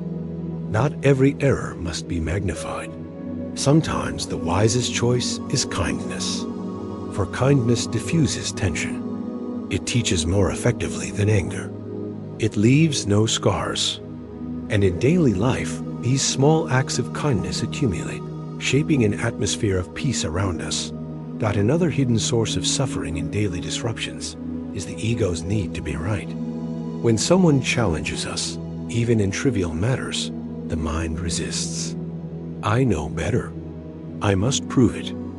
Entire arguments grow from a single disagreement about directions, about chores, about small details. These conflicts rarely matter, yet they consume enormous energy. Here, humility becomes a powerful practice. To ask, do I really need to win this? Often reveals that peace is more valuable than victory. To let go of being right is not weakness. It is freedom. Silence can also be a profound tool. In the face of irritation, we often rush to speak, to defend, to correct. But silence creates space. It allows emotions to cool, thoughts to settle, clarity to arise. The Buddha himself often responded with silence, not as avoidance, but as wisdom. In silence, many small conflicts dissolve before they begin. There is also the question of self-criticism. When disruptions happen, many turn frustration inward. The coffee spills, and instead of shrugging, the mind says, I'm so clumsy. I ruin everything. This inner harshness is another layer of suffering. The practice here is self-compassion. To say, it's okay. Mistakes happen. This is human. Self-compassion transforms disruption from proof of failure into practice of forgiveness. It turns the inner critic into an inner friend. Daily disruptions also teach impermanence. The traffic eventually clears. The spill is cleaned. The argument passes. Nothing small or large remains forever. To remember this truth is to soften the grip. Why let irritation dominate the heart when it will pass soon anyway? Why trade peace for anger over something so temporary? By holding impermanence close, we keep perspective. Let us return to the idea of training. Each disruption is a chance to build strength. Just as a muscle grows by lifting small weights repeatedly, patience grows by meeting small irritations again and again. Each time you respond with awareness, you lift the weight of the moment. Slowly, you become strong enough to meet larger challenges with the same steadiness. The small disruptions prepare you for the great ones. And yet, the practice is not about suppressing emotion. It is not about pretending we are never irritated, never impatient. It is about seeing irritation clearly, meeting it with awareness, choosing not to be ruled by it. Anger may arise, but it does not need to dominate. Impatience may flare, but it does not need to guide action. Freedom is not the absence of emotion, but the ability to respond rather than react. Stories from Buddhist tradition illuminate this truth. Once, a monk was insulted harshly by a villager. Instead of retaliating, the monk simply bowed and walked away. When asked later why he did not respond, he said, "If someone offers you a gift and you do not take it, to whom does the gift belong?" The insult, like all disruptions, belonged only to the giver. The monk remained free. This story teaches us that we do not need to accept every irritation. We can choose peace. In modern life, the same applies. A rude driver cuts you off. You can accept the gift of anger and carry it, or you can let it fall and keep your peace. A colleague's harsh tone can be taken as an insult, or it can be left behind as their own burden. We do not control others, but we control how much weight we choose to carry. Humility, humor, patience, compassion. These are the qualities daily disruptions cultivate when met with awareness. And slowly, life itself transforms. The ordinary becomes sacred. The mundane becomes a path. The interruptions become teachers. As we close this chapter, let us see clearly. Everyday disruptions will never disappear. Life will always surprise, delay, interrupt. The question is not whether they come, but how we meet them. If we resist, we suffer. If we welcome them as practice, we awaken. Each small irritation becomes a bell of mindfulness, bringing us back to presence. Each inconvenience becomes a chance to polish the heart. Each disruption becomes not an enemy, but a doorway into freedom. And from here, the path continues deeper inward. For while the outer world disrupts us with spills, delays, and interruptions, the inner world brings its own storms: grief, sadness, loneliness, despair. These emotions rise uninvited, often without clear cause, and can feel overwhelming. In the next chapter, we will turn toward these inner waves. We will discover how Buddhist teachings guide us through the valleys of sadness and loss, transforming even the darkest emotions into light. Sadness is one of the most tender emotions of the human heart. It comes quietly, like a shadow across the afternoon sun. Sometimes it follows a clear cause: the loss of a loved one, the end of a relationship, the shattering of a dream. Other times, it arrives without reason: a heaviness that sits in the chest, a weight behind the eyes, a quiet ache that cannot be explained. Whether sharp or soft, sadness is universal. To live is to lose. To love is to risk grief.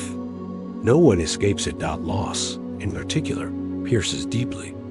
The death of someone dear leaves a silence no words can fill. A familiar voice is gone. A hand no longer reaches back. A presence vanishes from the daily rhythm of life. Even ordinary objects, a sweater, a chair, a photograph, become reminders of absence. Time may dull the sharpest edge of grief, but the space of loss remains. Modern culture often avoids sadness. We are told to stay strong, to move on, to keep busy. Grief makes others uncomfortable, so it is hidden, silenced, rushed. Yet sadness, when ignored, does not disappear. It waits, it lingers. It seeps into the body and mind, coloring everything with quiet despair. To truly heal, sadness must be allowed to flow. It must be welcomed, not denied. The Buddha did not turn away from suffering. His very path began with the recognition of old age, sickness, and death. He saw that everything we love is impermanent. Every body will weaken. Every bond will shift. Every life will end. This truth may sound harsh, but it is also liberating. When we see impermanence clearly, we stop demanding permanence.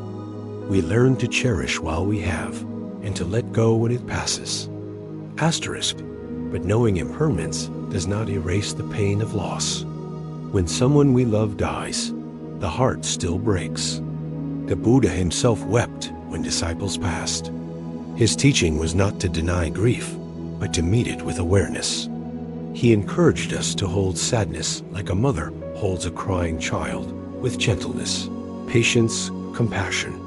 Imagine grief as a storm. If you fight it, you are tossed about, battered by wind and rain. If you ignore it, you are drenched, unprepared. But if you open an umbrella of awareness, you can stand in the storm without being destroyed. You may still feel the rain, but you also feel your strength. You know the storm will pass. This is the practice of mindfulness in grief. It does not stop the sorrow, but it holds it safely. Another aspect of sadness is loneliness. Even when surrounded by people, one can feel profoundly alone. The heart longs for connection, but finds only distance. In loneliness, the world seems dim. Voices feel far. Life feels hollow. Yet here, too, Buddhist wisdom offers insight. Loneliness often arises from the belief that we are separate, cut off from others. But the Buddha taught interconnection. Every breath we take is shared with trees, with animals, with strangers we will never meet. Every meal depends on countless hands, farmers, workers, transporters. We are never truly alone. When loneliness arises, we can remember this web of life. We can feel the invisible threads that bind us. Sadness also teaches compassion. When you suffer, you glimpse the suffering of others. Grief makes you tender. Loneliness opens your eyes to others who feel the same. This tenderness can expand into great kindness. The Buddha taught that the broken heart, when held with awareness, becomes the doorway to boundless compassion. Your pain becomes the bridge that connects you to all beings. For all beings know loss. All beings know sorrow. There is a story of Kisa Gotami, a woman whose child died. Mad with grief, she begged the Buddha for medicine to bring the child back. The Buddha told her to bring a mustard seed from a household untouched by death. She searched every home, but in each she found loss. Returning empty-handed, she realized the truth. Death touches every family. Her grief did not vanish, but it transformed. She understood that she was not alone. Her sorrow connected her to all humanity. This story carries a timeless truth. When we grieve, we feel isolated. But grief is the most universal bond. To remember this is to shift from why me to this too is human. The loneliness softens. Compassion expands. Still, the question remains, how do we live with loss? The Buddha taught the practice of remembrance. Instead of avoiding memories, we can honor them. Light a candle. Speak the loved one's name. Recall their kindness, their laughter, their presence. In this way, the bond is not erased, but transformed. Love does not die with the body. It continues in memory, in influence, in the ways we live differently because of their existence. Grief also reminds us of the preciousness of now. Knowing that everything passes, we are called to cherish the present. The embrace, the conversation, the shared meal, these become sacred, for we know they will not last forever. Loss teaches us to love more deeply while we can. It transforms ordinary moments into treasures. But sadness is not only about death. It can arise from broken dreams, failed relationships, disappointments that cut deeply. These losses may not leave funerals, but they leave mourning in the heart. Here, too, the practice is acceptance. To say, yes, this too is loss. This too is grief. By naming it honestly, we allow healing to begin. Forgiveness often plays a role. When a relationship ends, the heart carries regret, anger, blame. Forgiveness does not erase the past, but it frees the future. It releases us from carrying bitterness forever. Forgiveness is not saying, it didn't matter. It is saying, I will not let this define my heart. Through all of this, sadness invites stillness. When joy is loud, sadness is quiet. It slows us. It asks us to stop rushing, to sit, to feel. In stillness, we discover that sadness is not only heaviness. Within it, there is beauty in tenderness, in honesty, in depth. To feel sadness fully is to touch the depth of being alive. And so, sadness and loss, though painful, are not enemies. They are teachers. They reveal impermanence. They open compassion. They remind us of connection. They call us to presence. They soften the heart. Yet our exploration of sadness is not complete. For while grief and loneliness weigh heavily, despair sometimes takes root. When sadness hardens into hopelessness, when the future seems dark, when meaning feels lost. In the next section, we will step into this deeper valley. We will see how Buddhist wisdom does not deny despair, but transforms it, showing that even in the darkest night, the seed of light remains. Despair is the heavy shadow that sometimes follows sadness. It is sadness without horizon, sadness that believes it will never end. In despair, the heart feels caged. The mind whispers that life has lost meaning. The body moves as if weighted by stone. While sadness allows tears to flow, despair often dries them up. It is the silence of hopelessness, the voice that says, "What is the point?" This state is one of the hardest human experiences, yet it is not uncommon. Many pass through it in times of loss, failure, or great change. The Buddha never denied these valleys of the heart. He acknowledged suffering in all its forms. But he also taught that no state, however heavy, is permanent. Even despair, which feels endless, is subject to the same law of impermanence as joy, as fear, as all things. The first step in meeting despair is to allow it to be seen. Often, people hide their hopelessness, ashamed to admit it.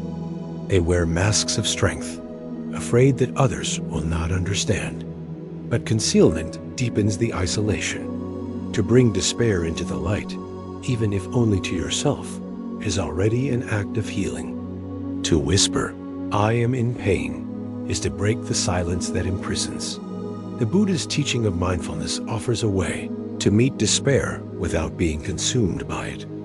Instead of fusing with the thought, "Life is meaningless," mindfulness invites you to notice a thought of meaninglessness has arisen. Instead of drowning in the feeling, "I cannot go on," mindfulness says, "a feeling of heaviness is here." This small shift naming, rather than becoming, creates space. And in that space, despair loses its absolute grip. Another practice is compassion. Despair often brings self-blame. "I should be stronger. I should not feel this way." But judgment only adds weight. Compassion says, "This is human. This is suffering. May I be kind to myself in this pain?" Placing a hand on the heart, offering gentle words, treating yourself as you would a dear friend, these are not sentimental gestures, but powerful acts of healing. Compassion softens the sharp edges of despair. The teachings also remind us of interconnection. In despair, the mind insists, "I am alone." But the truth is that countless others, across cultures and centuries, have felt the same weight. You are walking a path walked by millions before you. This recognition can shift the perspective. You are not failing. You are human. And in being human, you belong. There is a story of the Buddha comforting a grieving woman. He told her that just as the ocean has a taste salty, so does life have a taste, the taste of suffering. To be alive is to encounter loss. Yet within this taste, there is also the possibility of awakening. The very fact that we feel despair is evidence of our deep longing for peace, for meaning, for freedom. Despair is not the end of the path. It is often the beginning. How then do we walk through despair? Slowly, gently, one breath at a time. Despair tells us to give up. The practice says, just breathe. Just take one step. Just light one candle. Just reach out to one friend. Small acts accumulate. They do not erase despair overnight, but they plant seeds of renewal. Over time, those seeds sprout into new strength. Meditation can be adapted for this valley.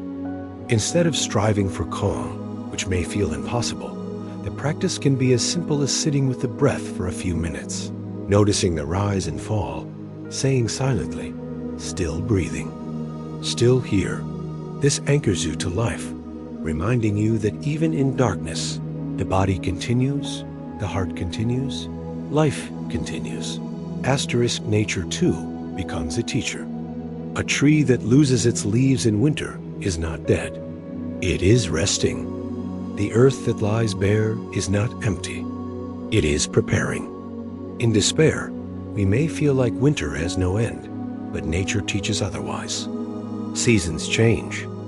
What is barren today blossoms tomorrow. The same law applies to the human heart. It is also important to see the role of community. Isolation fuels despair. But when we reach out, when we sit with others, when we allow ourselves to be held in kindness, the weight lightens. The Buddha emphasized the Sangha, the community, as essential on the path. Alone, we forget our strength. Together, we remember it. To speak your pain to another, to hear, "I understand," is to rediscover hope. Hope itself, in Buddhist practice, is not blind optimism that everything will be perfect. It is the quiet trust that change is possible, that suffering is workable, that awakening is real.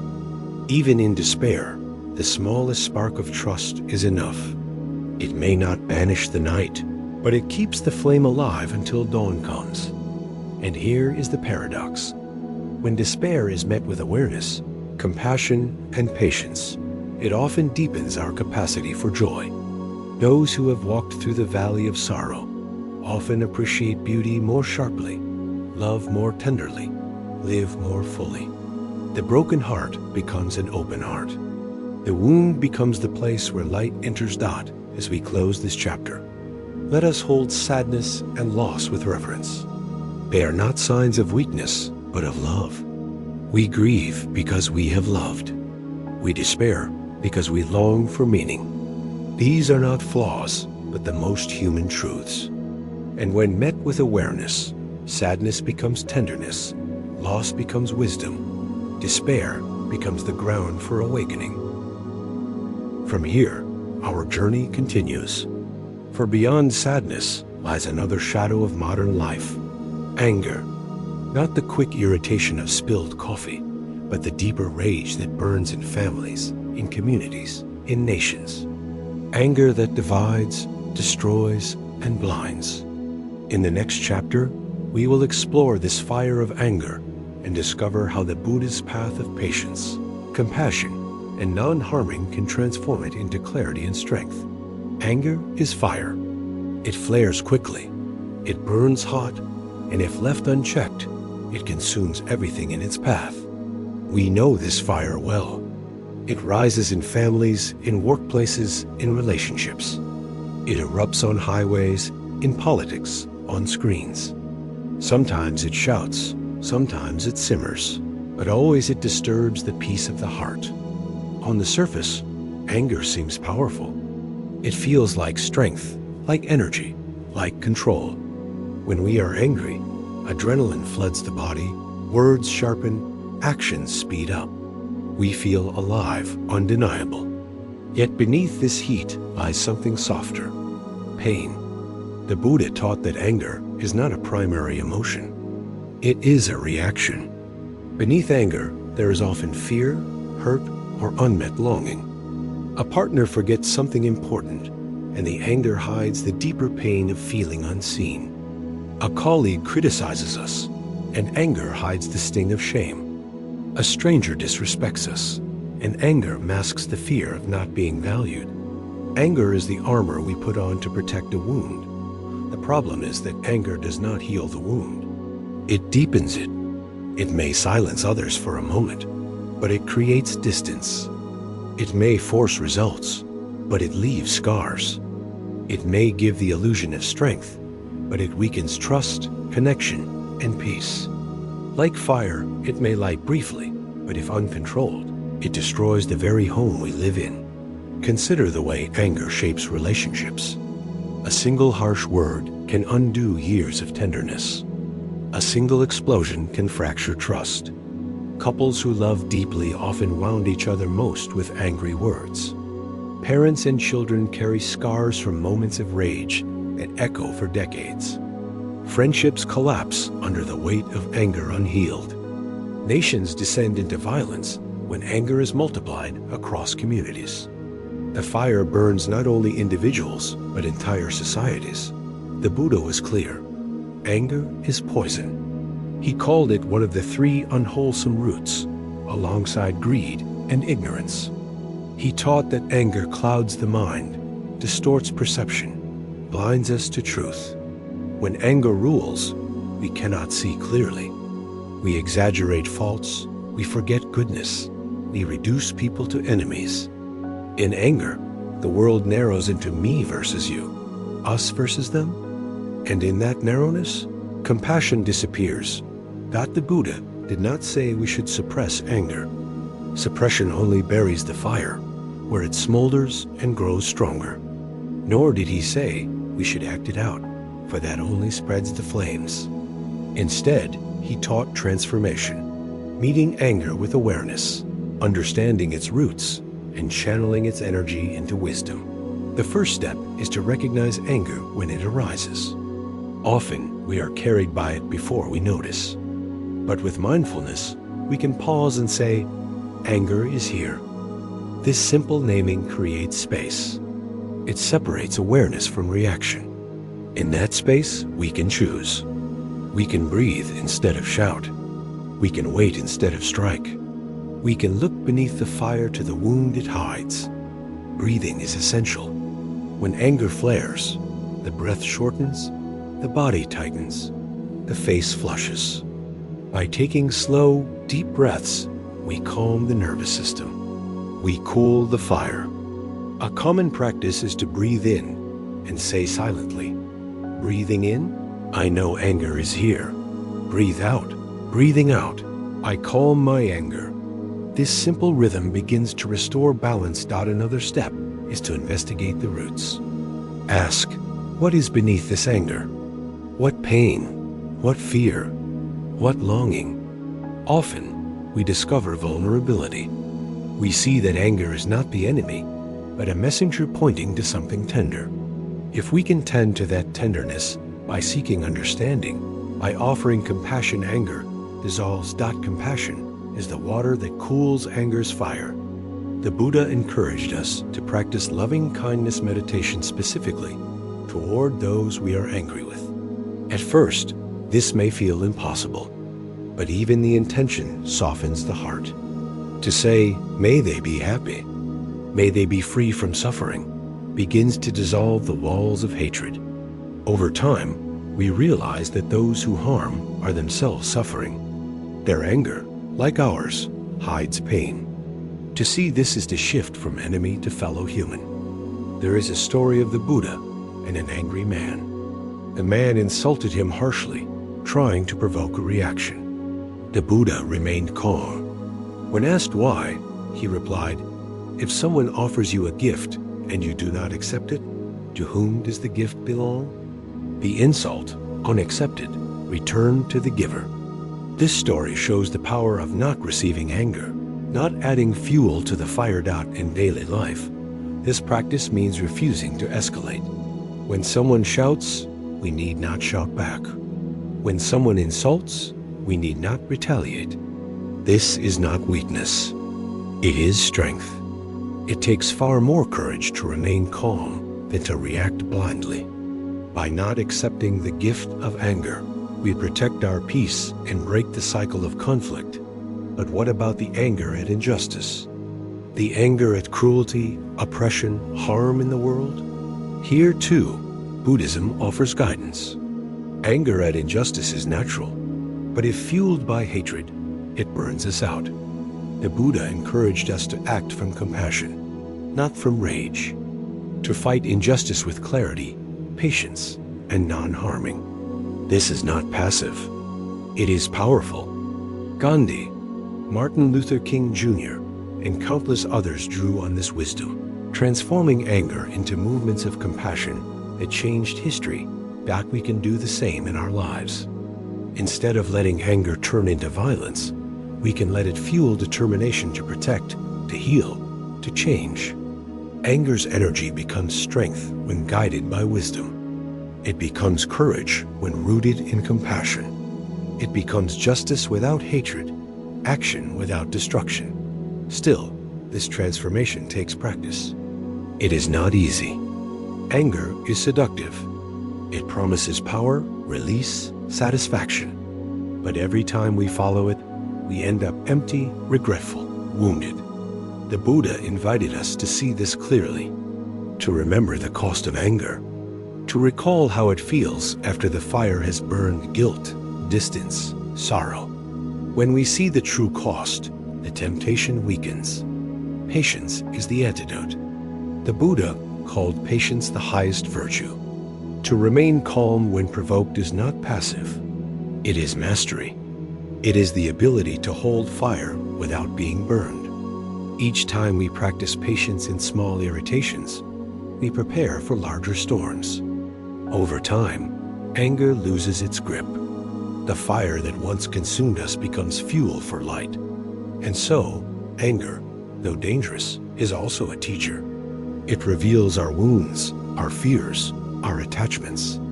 It challenges us to grow in compassion, patience, and clarity. It invites us to transform fire into warmth, poison into medicine, enemy into teacher. Yet our journey with anger is not finished. For while anger often burns outward, there is also the anger we turn inward: self-hatred, guilt, shame. This inner fire is quieter, but no less destructive. In the next section, we will explore this inner anger and see how Buddhist practice transforms even self-directed blame into forgiveness and freedom. Not all anger is directed outward. Sometimes the fiercest flames are the ones we turn on ourselves. Self-hatred, guilt, shame, these are forms of anger that live silently in the heart. They rarely shout, but they weigh heavily. They whisper late at night, replaying mistakes. They echo in the mind, "You are not good enough. You always fail. You don't deserve love." These inner voices wound us more deeply than any insult from the outside. Where does this inner anger come from? Often, it begins in childhood. Harsh criticism from parents, rejection from peers, punishment from teachers, all leave impressions. The child learns, "I am wrong. I am unworthy. I must try harder to be accepted." These early messages, repeated over time, grow into inner voices. As adults, we repeat them to ourselves. Long after the original voices have faded, society, too, adds fuel. Culture praises perfection, productivity, success. Mistakes are shamed, vulnerability mocked, failure hidden. Social media magnifies this pressure, showing polished images of others' lives. We compare ourselves endlessly, always falling short. And so the inner critic sharpens its blade. Look at them. Why can't you be like that? The Buddha understood this suffering. He taught that clinging to a fixed sense of self creates pain. When we believe I am bad or I am worthless, we are trapped in illusion. These are just thoughts, just labels, not ultimate truth. Beneath them lies something deeper, awareness itself, vast and unbroken.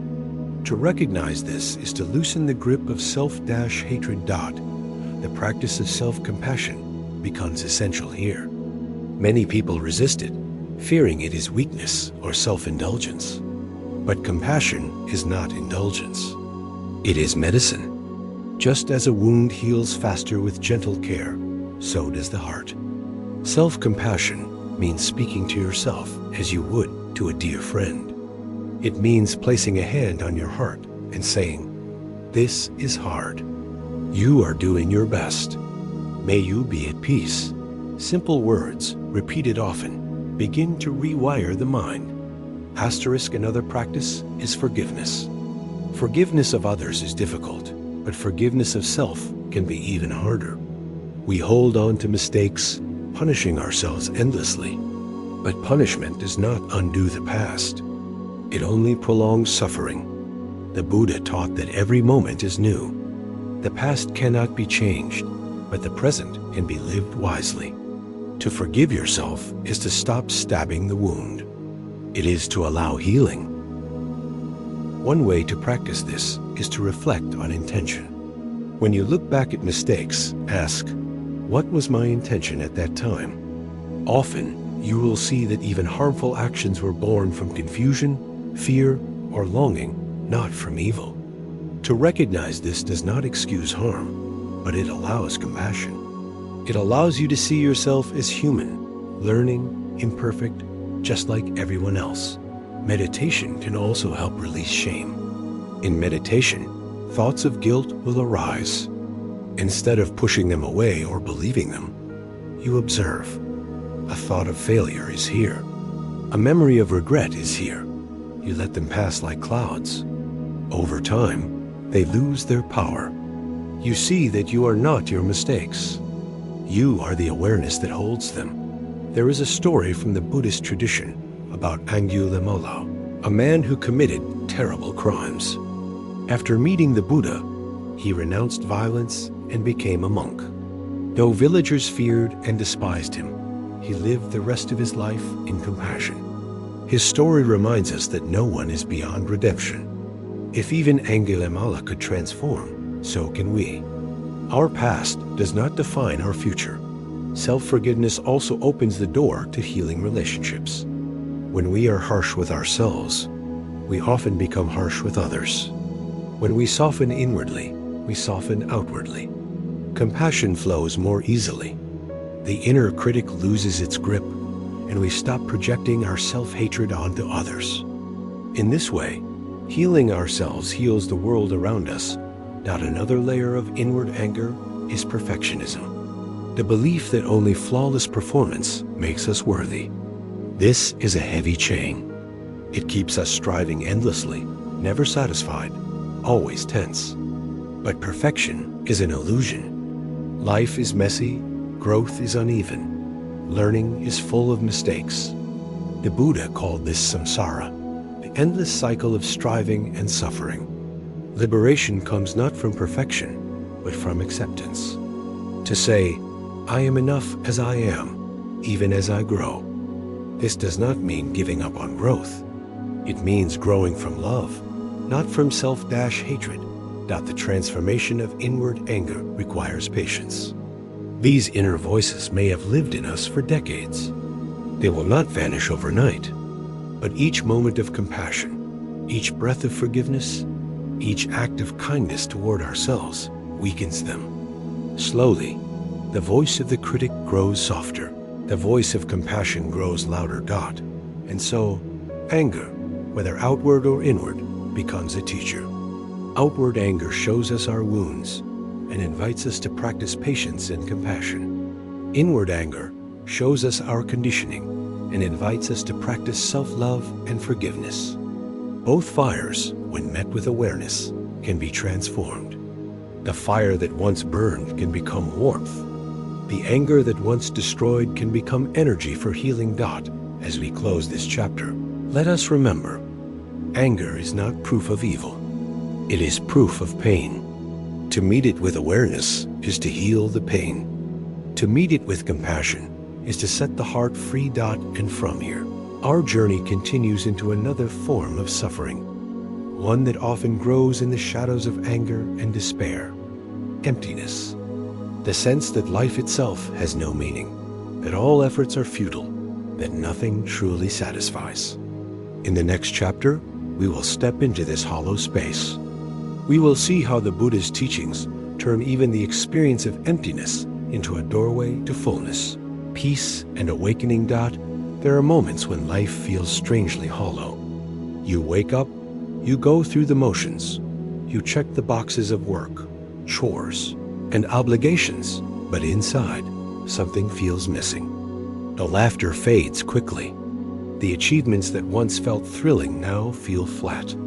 Even surrounded by people, there is a quiet echo inside. Is this all there is? This is the suffering of emptiness, and in the modern world, it is everywhere. Emptiness often arises in the wake of success.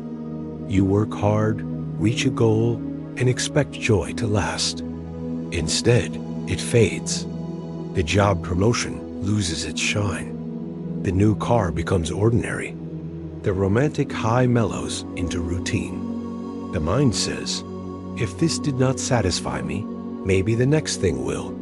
And so the chase begins again. The next purchase, the next relationship, the next distraction. Yet each time, the same hollow returns. The cycle is endless. The Buddha called this cycle dukkha, the unsatisfactoriness of all conditioned things. No matter how sweet, they cannot bring permanent fulfillment. Why? Because they are impermanent.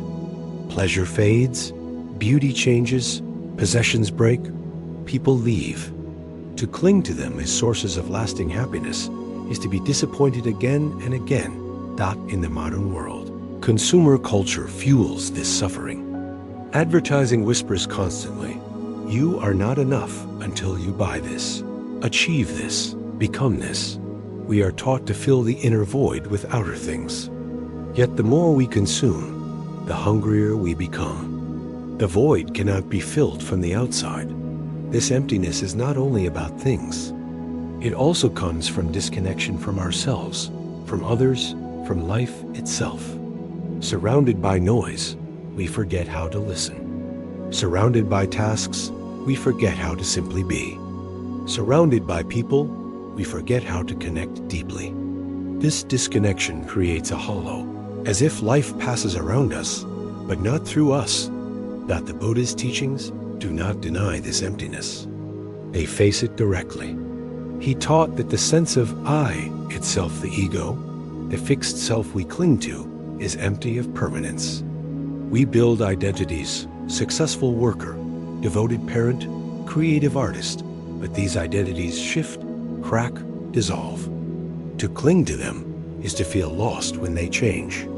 The Buddha revealed that the self is not a solid entity, but a process, ever-changing, interdependent. This insight, though unsettling at first, is actually the key to freedom. Because when we see the emptiness of the self, we also see the emptiness of its cravings. We realize we do not need to endlessly chase achievements or possessions to prove our worth. Worth is not something to be gained. It is already present in being alive. When the illusion of the solid self falls, what remains is openness, spaciousness, possibility. Consider the story of a monk and a teacup. The monk cherished a porcelain cup, delicate and beautiful. He cared for it carefully, always afraid it would break. One day, he said, "For me, this cup is already broken. Because it will one day shatter, I enjoy it fully now. Each sip is precious, each moment enough." In this way, emptiness does not diminish value. It deepens it. Knowing the cup is impermanent makes each use sacred. Knowing life is fleeting makes each moment full in practice. Meeting emptiness begins with stillness. Instead of running from the hollow with constant activity, we sit quietly. At first, the emptiness feels sharp, frightening. But if we stay, if we breathe, if we allow it, something shifts. Beneath the hollow is not nothingness, but spaciousness. Like a sky cleared of clouds, the mind opens. What seemed like void reveals itself as vastness. The emptiness we feared becomes fullness of presence. Gratitude also transforms emptiness. When the mind says, "Nothing satisfies," gratitude replies, "Look closer." The warmth of sunlight, the sound of a bird, the breath filling your lungs, these small things are treasures when seen with awareness. Emptiness thrives on blindness. Gratitude thrives on attention. By turning the mind toward what is already here, we discover that fullness was never absent. It was simply overlooked. Another practice is connection. Emptiness often whispers, "You are alone. You do not belong." But in truth, we are deeply connected to people, to nature, to the flow of life. To sit with a friend in honest conversation, to walk in the forest, to feel the rhythm of breath, these moments reveal belonging. The void of disconnection fills with the warmth of interbeing. The Buddha taught the concept of samatha, often translated as emptiness. But in this teaching, emptiness is not a flaw. It is freedom. Emptiness means that nothing exists independently, nothing is fixed. Because things are empty of separate self, they are full of connection, full of possibility. A flower is empty of a separate self because it contains sunlight, rain, soil, time. In the same way, we are empty of separateness because we contain all of life. To see this is to move from loneliness to belonging, from void to fullness. And so, the pain of emptiness becomes the doorway to freedom. Instead of running from the hollow, we enter it. We discover that what feels like loss of meaning is actually the beginning of deeper meaning. What feels like absence is the presence of vastness. What feels like void is the space where awakening begins. Yet our exploration of emptiness is not complete. For emptiness also manifests in the search for identity, the craving for recognition, the fear of insignificance. In the next section, we will dive deeper into this hunger for meaning and see how Buddhist practice reveals a life beyond striving, a life that is meaningful, not because of what we achieve, but because of how fully we live. Emptiness does not only appear as a hollow feeling, it often emerges as a question. Does my life matter? Beneath the restless search for success, recognition, or approval lies the quiet fear that without them, we are nothing. This fear drives people to work endlessly, to chase praise, to seek validation in titles, possessions, or relationships. Yet no matter how much we gather, the hunger remains. Applause fades. Achievements are forgotten. Even the people who admire us today will one day be gone. And so the fear of insignificance lingers, whispering, "When all this passes, who will you be?" The Buddha saw this fear clearly. He taught that clinging to identity is another form of suffering. We build images of ourselves, successful, generous, intelligent, attractive, and then fear their loss. But these images are fragile. They shift with age, with circumstance, with perception. To tie our worth to them is to live in constant anxiety. The path to freedom is not to strengthen identity, but to see through it. The self we defend so fiercely is not fixed, but fluid, a collection of thoughts, feelings, and conditions arising and passing. When we see this, the fear of insignificance softens. Life does not need to be justified by fame, wealth, or legacy. Meaning is not found in how the world remembers us, but in how fully we inhabit each moment. A simple breath, taken with awareness, is meaningful. A kind word, spoken with sincerity, carries weight beyond measure. The fear of emptiness dissolves when we stop seeking meaning in grand achievements and discover it in presence itself. Consider the practice of mindful living. Washing dishes, walking down the street, sharing a meal, all can be infused with awareness. Instead of rushing through them as meaningless chores, we see them as opportunities to be alive. The warmth of water on hands, the rhythm of steps, the taste of food, these are not small things.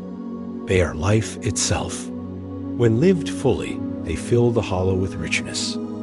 Another powerful antidote to emptiness is service. When we focus only on ourselves, the void grows. But when we turn outward, offering care to others, the sense of emptiness shifts. A single act of kindness, a moment of listening, a gesture of generosity, these connect us to something larger. We realize our lives matter, not because they are perfect, but because they touch others. Service transforms the question, "Do I matter?" into, "How can I love?" And in that shift, fullness arises. The Buddha also taught about dependent origination, the truth that all things arise in connection. Nothing exists alone. This teaching reframes emptiness. Instead of seeing ourselves as isolated points, we see ourselves as part of a vast web. Just as a wave belongs to the ocean, we belong to the flow of life. A wave does not worry about its significance. It expresses itself fully and returns to the sea. In the same way, we are expressions of life, rising and falling, yet always part of the whole. To see this is to rest in belonging rather than emptiness. There is a story of a disciple who asked the Buddha about the meaning of life. The Buddha lifted a flower and simply looked at it. The disciple understood. Life's meaning is not in abstract answers, but in direct experience.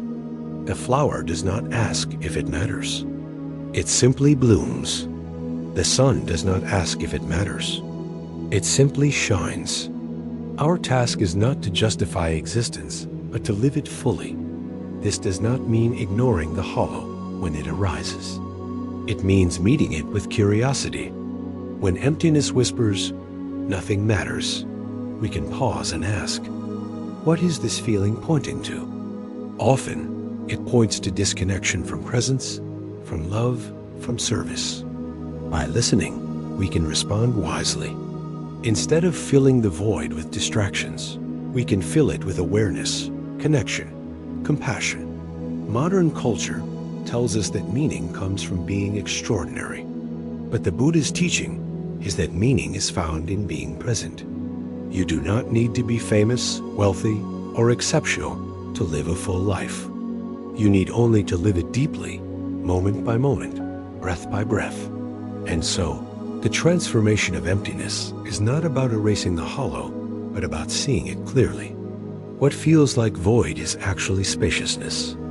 What feels like insignificance is actually interconnection. What feels like nothing is actually everything. When seeing with awakened eyes, as we close this chapter, let us hold emptiness not as an enemy, but as a teacher. It reveals the futility of chasing satisfaction in impermanent things.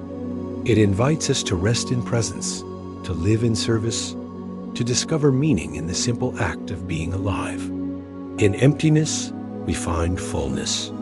In letting go of the need to matter, we discover that we already do from here. The journey moves toward another universal struggle, fear. While emptiness questions meaning, fear grips possibility. Fear whispers of danger, of loss, of failure. It holds us back, keeps us small, limits our freedom. In the next chapter, we will step into the realm of fear and see how the Buddhist path of courage, awareness, and compassion transforms fear into strength and clarity. Fear is ancient.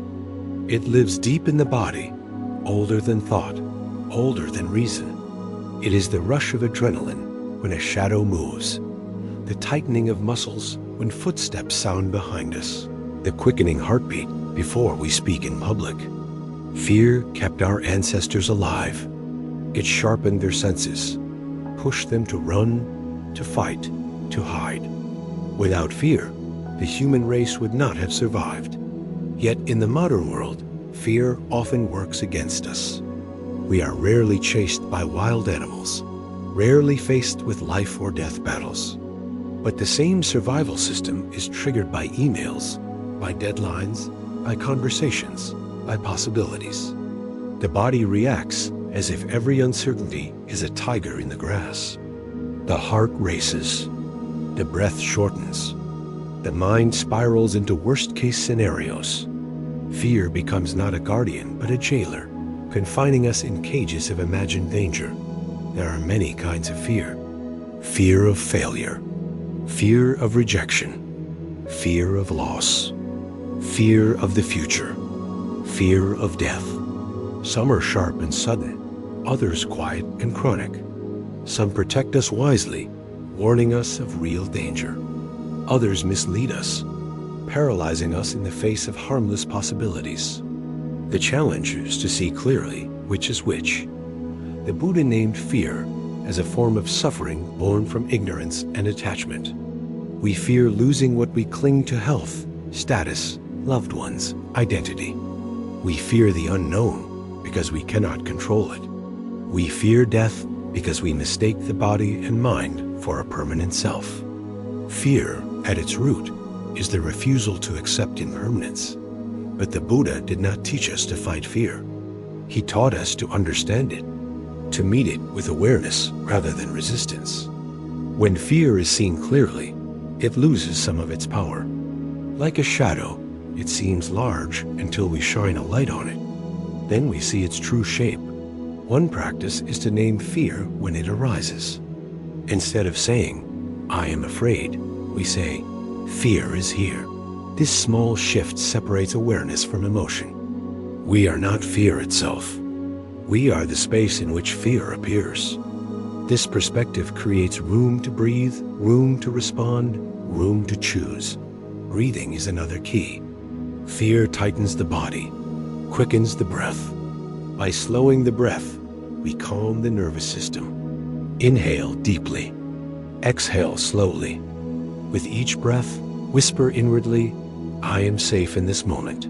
The mind races into future dangers, but the body anchors in the present. Here, now, there is often no threat. The more we return to now, the less grip fear has. The Buddha also taught that courage is not the absence of fear, but the wisdom to walk with it. Even the enlightened experienced fear. The difference was in their response. They did not collapse under it, nor did they let it rule them. They acknowledged it, breathed with it, saw through it. They discovered that fear, when faced, is far less solid than it appears. Consider a child afraid of the dark. The shadows seem monstrous, the silence terrifying. But when the light is turned on, the monsters vanish. Fear of the unknown works the same way. The mind imagines threats, magnifies them, turns uncertainty into danger. Awareness turns on the light. We see that many fears are stories, not realities. Compassion also transforms fear. Much of fear arises from self-protection. What will happen to me? What if I lose? When we expand the heart outward, caring for others, wishing them safety and peace, fear softens. Love is larger than fear. A parent rushing to save a child forgets their own fear. A person acting from compassion often finds courage they did not know they had. The Buddha taught that loving kindness meditation, metta, is a direct antidote to fear. By repeating, "May all beings be safe. May all beings be free from fear," we expand the heart. In that expansion, fear shrinks. There is a story of the Buddha meditating in the forest. Alone at night, he heard a rustling. Fear rose. Was it an animal, a danger? Instead of fleeing, he sat still and breathed deeply. He directed compassion toward the unknown, silently wishing safety for whatever being was near. The fear dissolved, replaced by calm. The rustling passed. Fear had come and gone, like a wave.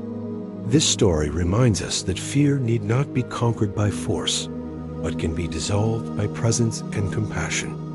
Modern life, with its constant information, often fuels fear. News headlines emphasize danger. Social media spreads alarm. Advertisements warn of what will happen if we do not buy, protect, prepare. The mind absorbs these messages and lives in vigilance. But wisdom sees this clearly. Much of what we fear never happens. The future is not yet written. To live in fear of every possibility is to suffer 1,000 deaths before the real one comes. Asterisk. The Buddha invited us to shift perspective. Instead of asking, "What if the worst happens?" we can ask, "What if I can meet whatever happens?" This builds trust not in outcomes, but in our capacity to face them. Life will bring change, loss, challenge. But we have survived every challenge until now. We are stronger than fear suggests. This quiet trust is the root of courage. And so, the path with fear is not to erase it, but to walk with it. Each time we face fear with awareness, it weakens. Each time we meet it with compassion, it softens. Each time we breathe into it, we grow stronger.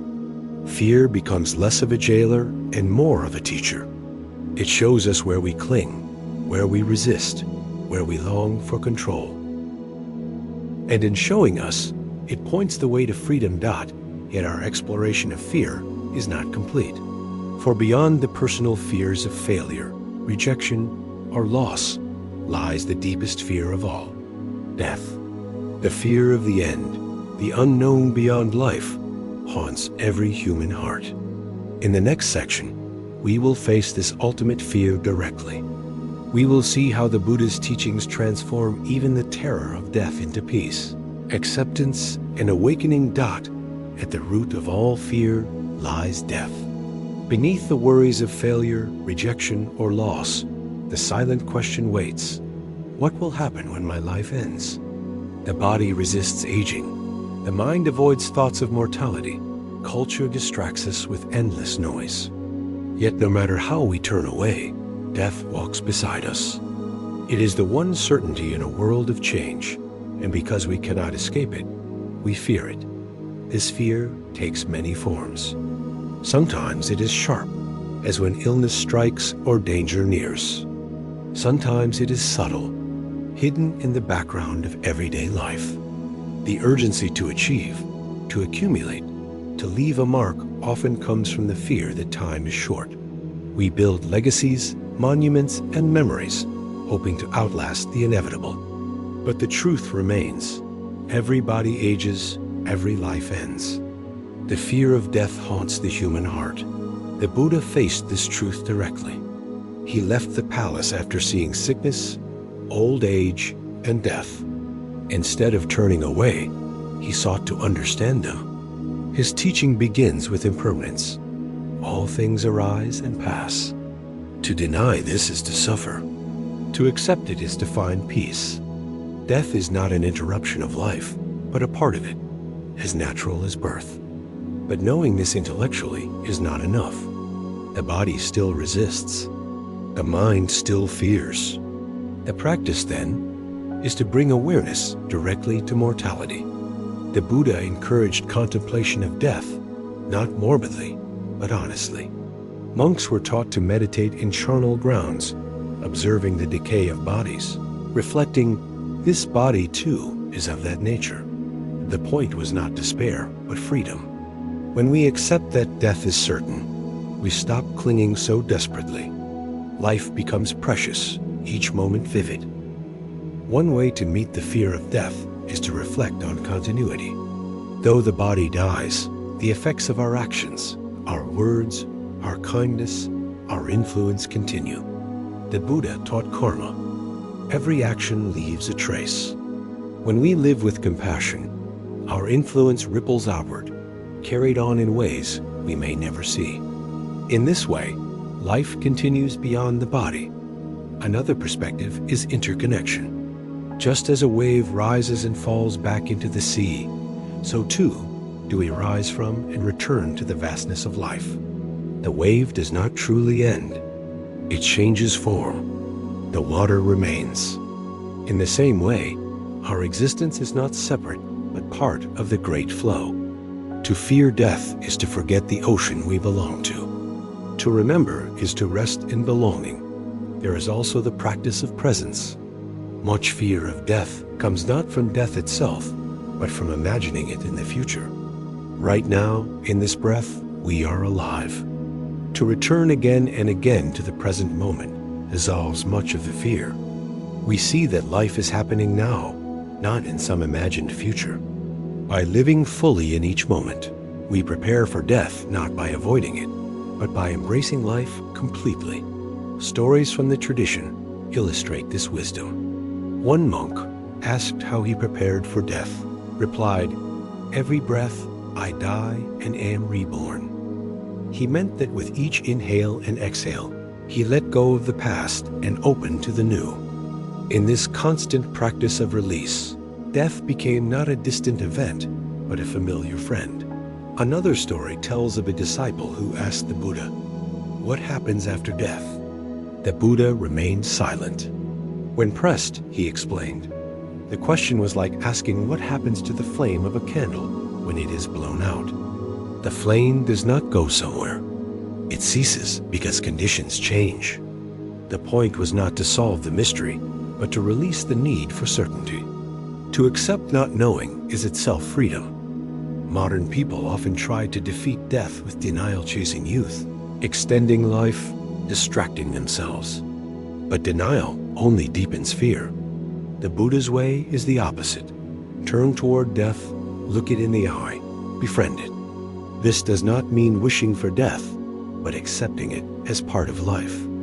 In that acceptance, fear softens. The paradox is this.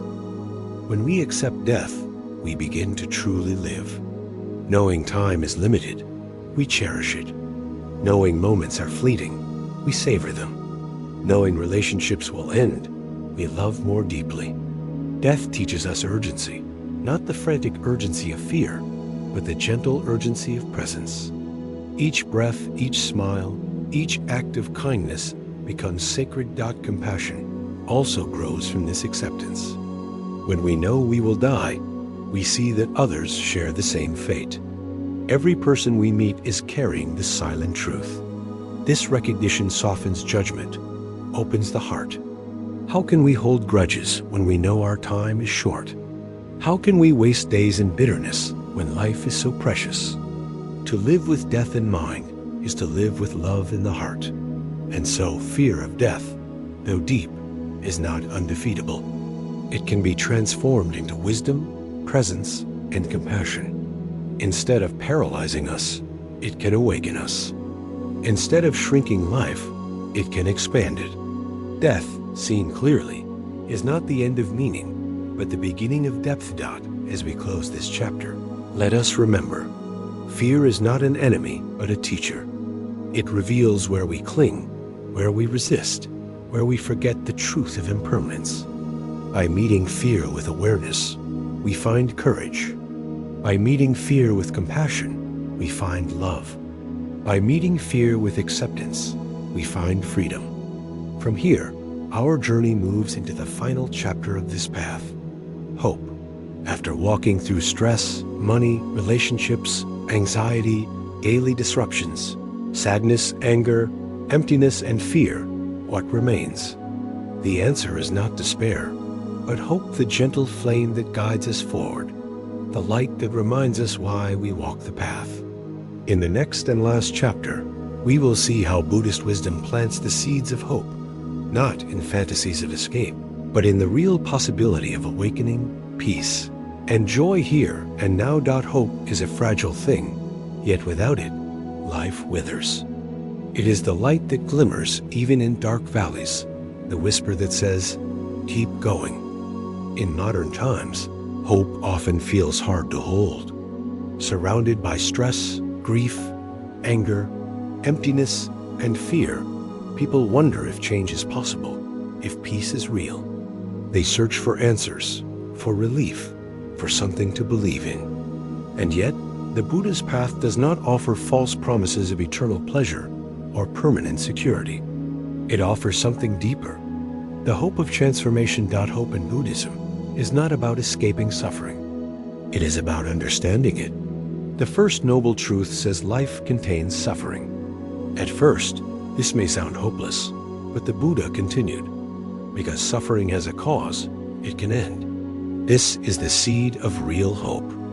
It is not naive optimism that denies pain. It is the confidence that pain can be met, understood, and transformed. Consider a person lost in a storm. False hope says, the storm will never come. Real hope says, the storm is here, but it can pass, and I can walk through it. This is the hope the Buddha taught, a hope rooted in truth, not denial. In practice, this hope appears in small, steady steps. The first time you notice your breath in the middle of stress, hope is planted. The first time you pause, instead of snapping in anger, hope grows. The first time you sit with sadness and discover tenderness instead of despair, hope blossoms. Each small shift proves that transformation is possible. Another form of hope arises from seeing examples of others who have walked the path. The Buddha himself was once a man lost in confusion, searching for answers. He found liberation not because he was divine, but because he practiced. His life is a message.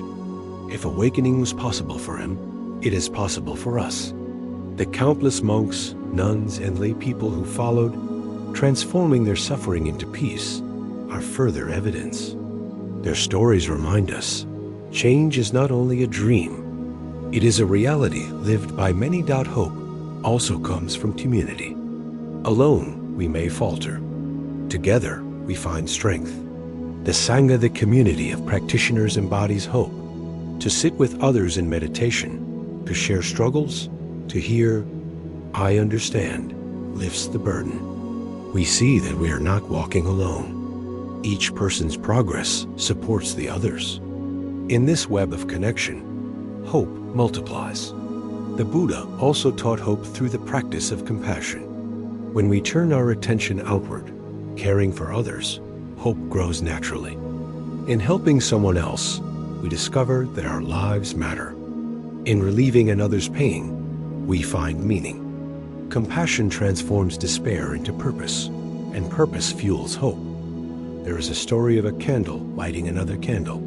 The first flame loses nothing, yet the darkness is lessened. This is how hope spreads. One act of kindness, one gesture of compassion, one breath of awareness lights another. Soon, the room glows. Even when the world seems heavy, each small flame matters. Another source of hope lies in impermanence. At first, impermanence may feel frightening. Everything changes, everything passes. But impermanence also means that suffering is not fixed. No pain lasts forever. Grief softens. Anger fades. fear loosens. The darkest night eventually turns to dawn. Impermanence is the ground of hope, because it means transformation is always possible. And hope is not only about the future, it is also about this very moment. Right now, in this breath, peace is possible. We do not need to wait for perfect conditions. We do not need to solve every problem before resting. By bringing awareness to this moment, we taste freedom here and now. This direct experience plants deep hope. If peace is possible in this breath, it can be possible in the next. And the next. Modern culture often confuses hope with fantasy, hoping to win the lottery, hoping for a perfect life, hoping for a future without pain. But such hope leads to disappointment. Buddhist hope is grounded, steady, realistic. It does not deny suffering, but points toward a way of living with it skillfully.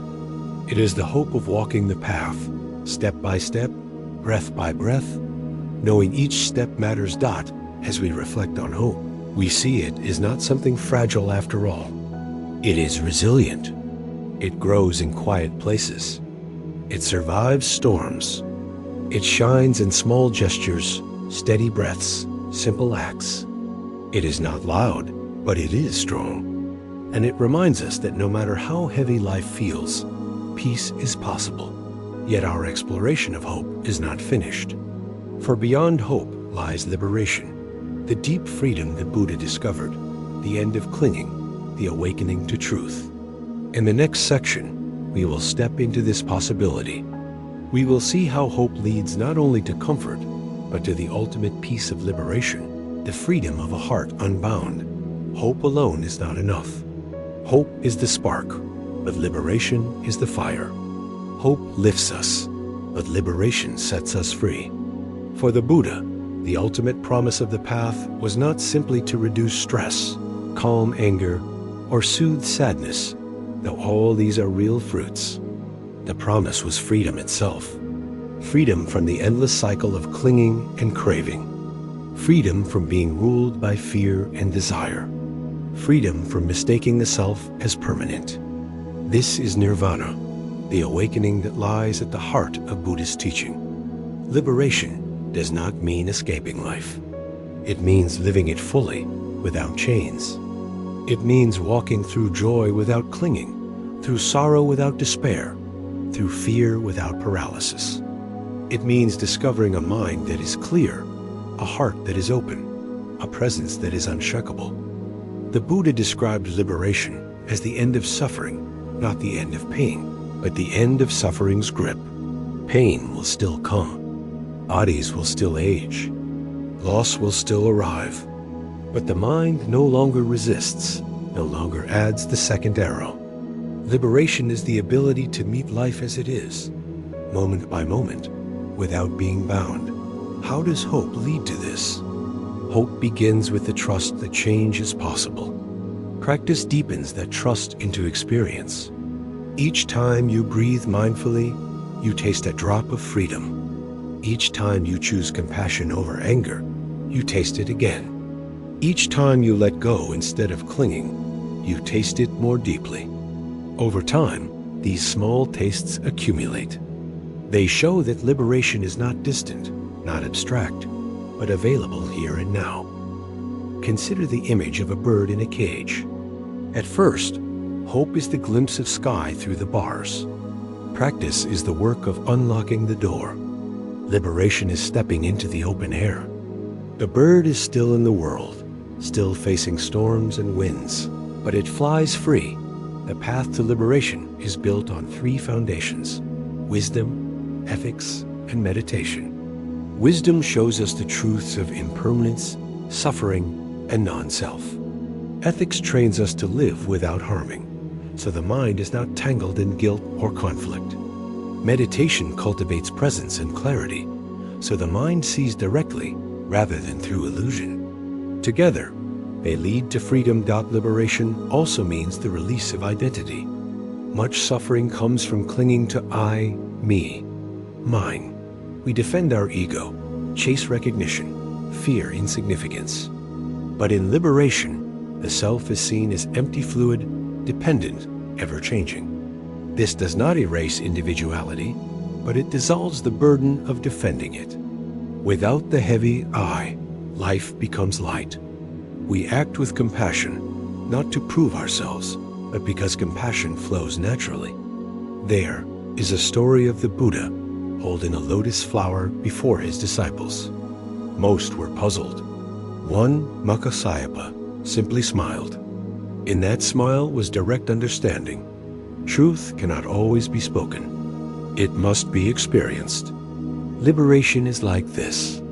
Words point to it, but the real taste is beyond words. It is the peace of a mind no longer clinging dot, and yet, liberation is not only for monks or sages. It is for anyone willing to practice. The Buddha never taught a path reserved for the few. He taught a way open to all rich or poor, young or old, monk or layperson. Liberation is not somewhere far away. It is within the ordinary moments of life. Washing dishes with presence, speaking with kindness, sitting quietly with the breath. Each moment lived in awareness is already a taste of freedom. Hope prepares us for this possibility. Hope says, it is possible. Practice confirms, it is happening. Liberation fulfills, it is here. The journey is not about becoming someone else, but about uncovering what has always been within. The natural clarity of the mind, the natural compassion of the heart, the natural peace of being dot. And so, as we close this journey through 10 great struggles, stress, money, relationships, anxiety, daily disruptions, sadness, anger, emptiness, fear, and now hope, we see a thread woven through them all. Each pain points toward freedom. Each wound can be healed. Each darkness contains light. The Buddha did not deny suffering, but he showed a way through it. That way is awareness, compassion, and letting go. The final gift of liberation is fearlessness. When we no longer cling, we no longer fear loss. When we no longer identify with a fixed self, we no longer fear death. When we no longer crave, we no longer feel empty. Life becomes free, not because it is perfect, but because we are no longer bound. This is not a distant dream. It begins now with this breath. You do not need to wait for another life, another place, another condition. Freedom is available here. Hope has brought you to the path. Practice will walk you forward. Liberation is the horizon, and with each mindful step, the horizon draws nearer dot, as the Buddha said. Just as the great ocean has one taste, the taste of salt, so too does my teaching have one taste, the taste of freedom. This is the final hope, the final promise, the final gift that freedom is possible for you, for me, for all beings. We have walked a long path together. From the first breath of stress to the quiet promise of liberation, we have explored the landscape of modern suffering and ancient wisdom. Along the way, we saw how pain is not an obstacle to life, but a teacher. Stress revealed the need for stillness. Money exposed the hunger for security. Relationships uncovered the longing for love and the pain of attachment. Anxiety showed the restless mind chasing tomorrow. Daily disruptions became mirrors of impatience. Sadness softened us into compassion. Anger challenged us to transform fire into warmth. Emptiness called us to discover presence. Fear pushed us to face mortality. And finally, hope guided us to freedom. Each of these struggles is universal. They belong not only to one culture, time, or person. They belong to the human heart. The Buddha never taught from abstraction. He taught from life itself. He saw that everyone suffers in different forms, yet the root is the same: clinging, resistance, forgetting the truth of impermanence. His path was not to escape life, but to live it more fully, with awareness, compassion, and wisdom. The lessons we have gathered are simple yet profound. Breathe when stress arises. Share when money becomes obsession. Listen deeply in relationships. Return to the present when anxiety races. Smile when daily disruptions surprise you. Hold sadness with gentleness. Transform anger with patience. See emptiness as spaciousness. Meet fear with courage. And above all, trust the possibility of awakening. This is not theory. It is practice. Every moment is a chance to walk the path. You do not need to wait for perfect silence, perfect health, perfect conditions. Life as it is messy, noisy, uncertain is the ground of awakening. The spilled coffee, the tight deadline, the aching heart, the trembling fear, these are not barriers but doors. Each one opens if we meet it with awareness. And what do we find when the doors open? We find that peace is not far away. It is in the breath you are taking right now. Freedom is not in some distant heaven. It is in the choice not to cling in this very moment. Awakening is not reserved for saints or sages. It is for anyone willing to see clearly, to let go gently, to live with compassion. Hope, as we saw, is not naive. It is steady.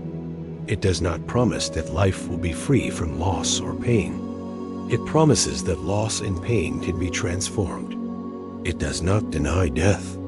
It teaches us to live so fully that death holds no terror. It does not erase impermanence. It shows us how impermanence makes every moment precious. And liberation, the final taste of this journey, is not escape. It is intimacy. It is living without the chains of clinging. It is loving without fear. It is walking through life with an open heart. It is discovering that the deepest truth of emptiness is fullness, that the deepest truth of impermanence is preciousness, that the deepest truth of suffering is awakening. Asterisk, as you finish listening to these words, remember, the path is not behind you, it is ahead of you. Each breath you take after this is part of it. Each step is a continuation. You do not need to transform everything at once. Begin small. Notice your breath in stress. Offer a kind word when anger rises. Pause for gratitude when emptiness whispers.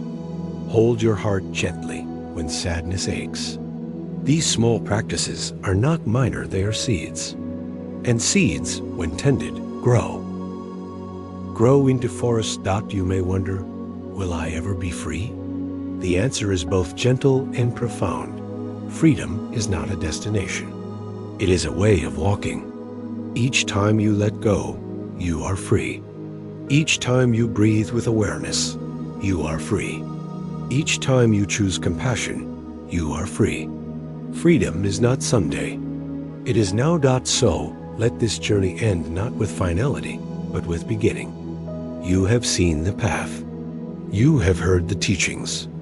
Now carry them into your life. Carry them into your mornings and nights, your conversations and silences, your joys and sorrows. Let them guide you when the world is heavy. Let them steady you when fear rises. Let them soften you when anger burns. Let them remind you that you are never alone, that every being shares this journey, that compassion binds us all. And above all, let them remind you of hope. Hope that peace is possible. Hope that change is real. Hope that no matter how deep the suffering, there is always a path forward. The Buddha walked it. Countless others have walked it. You can walk it too. Take a deep breath. Feel the air enter. Feel it leave. In this breath is life. In this breath is freedom. In this breath is the taste of awakening. This is the promise of the path. That even in suffering, there is a door. That even in darkness, there is a flame. That even in impermanence, there is beauty. And that in every breath, there is the possibility of peace.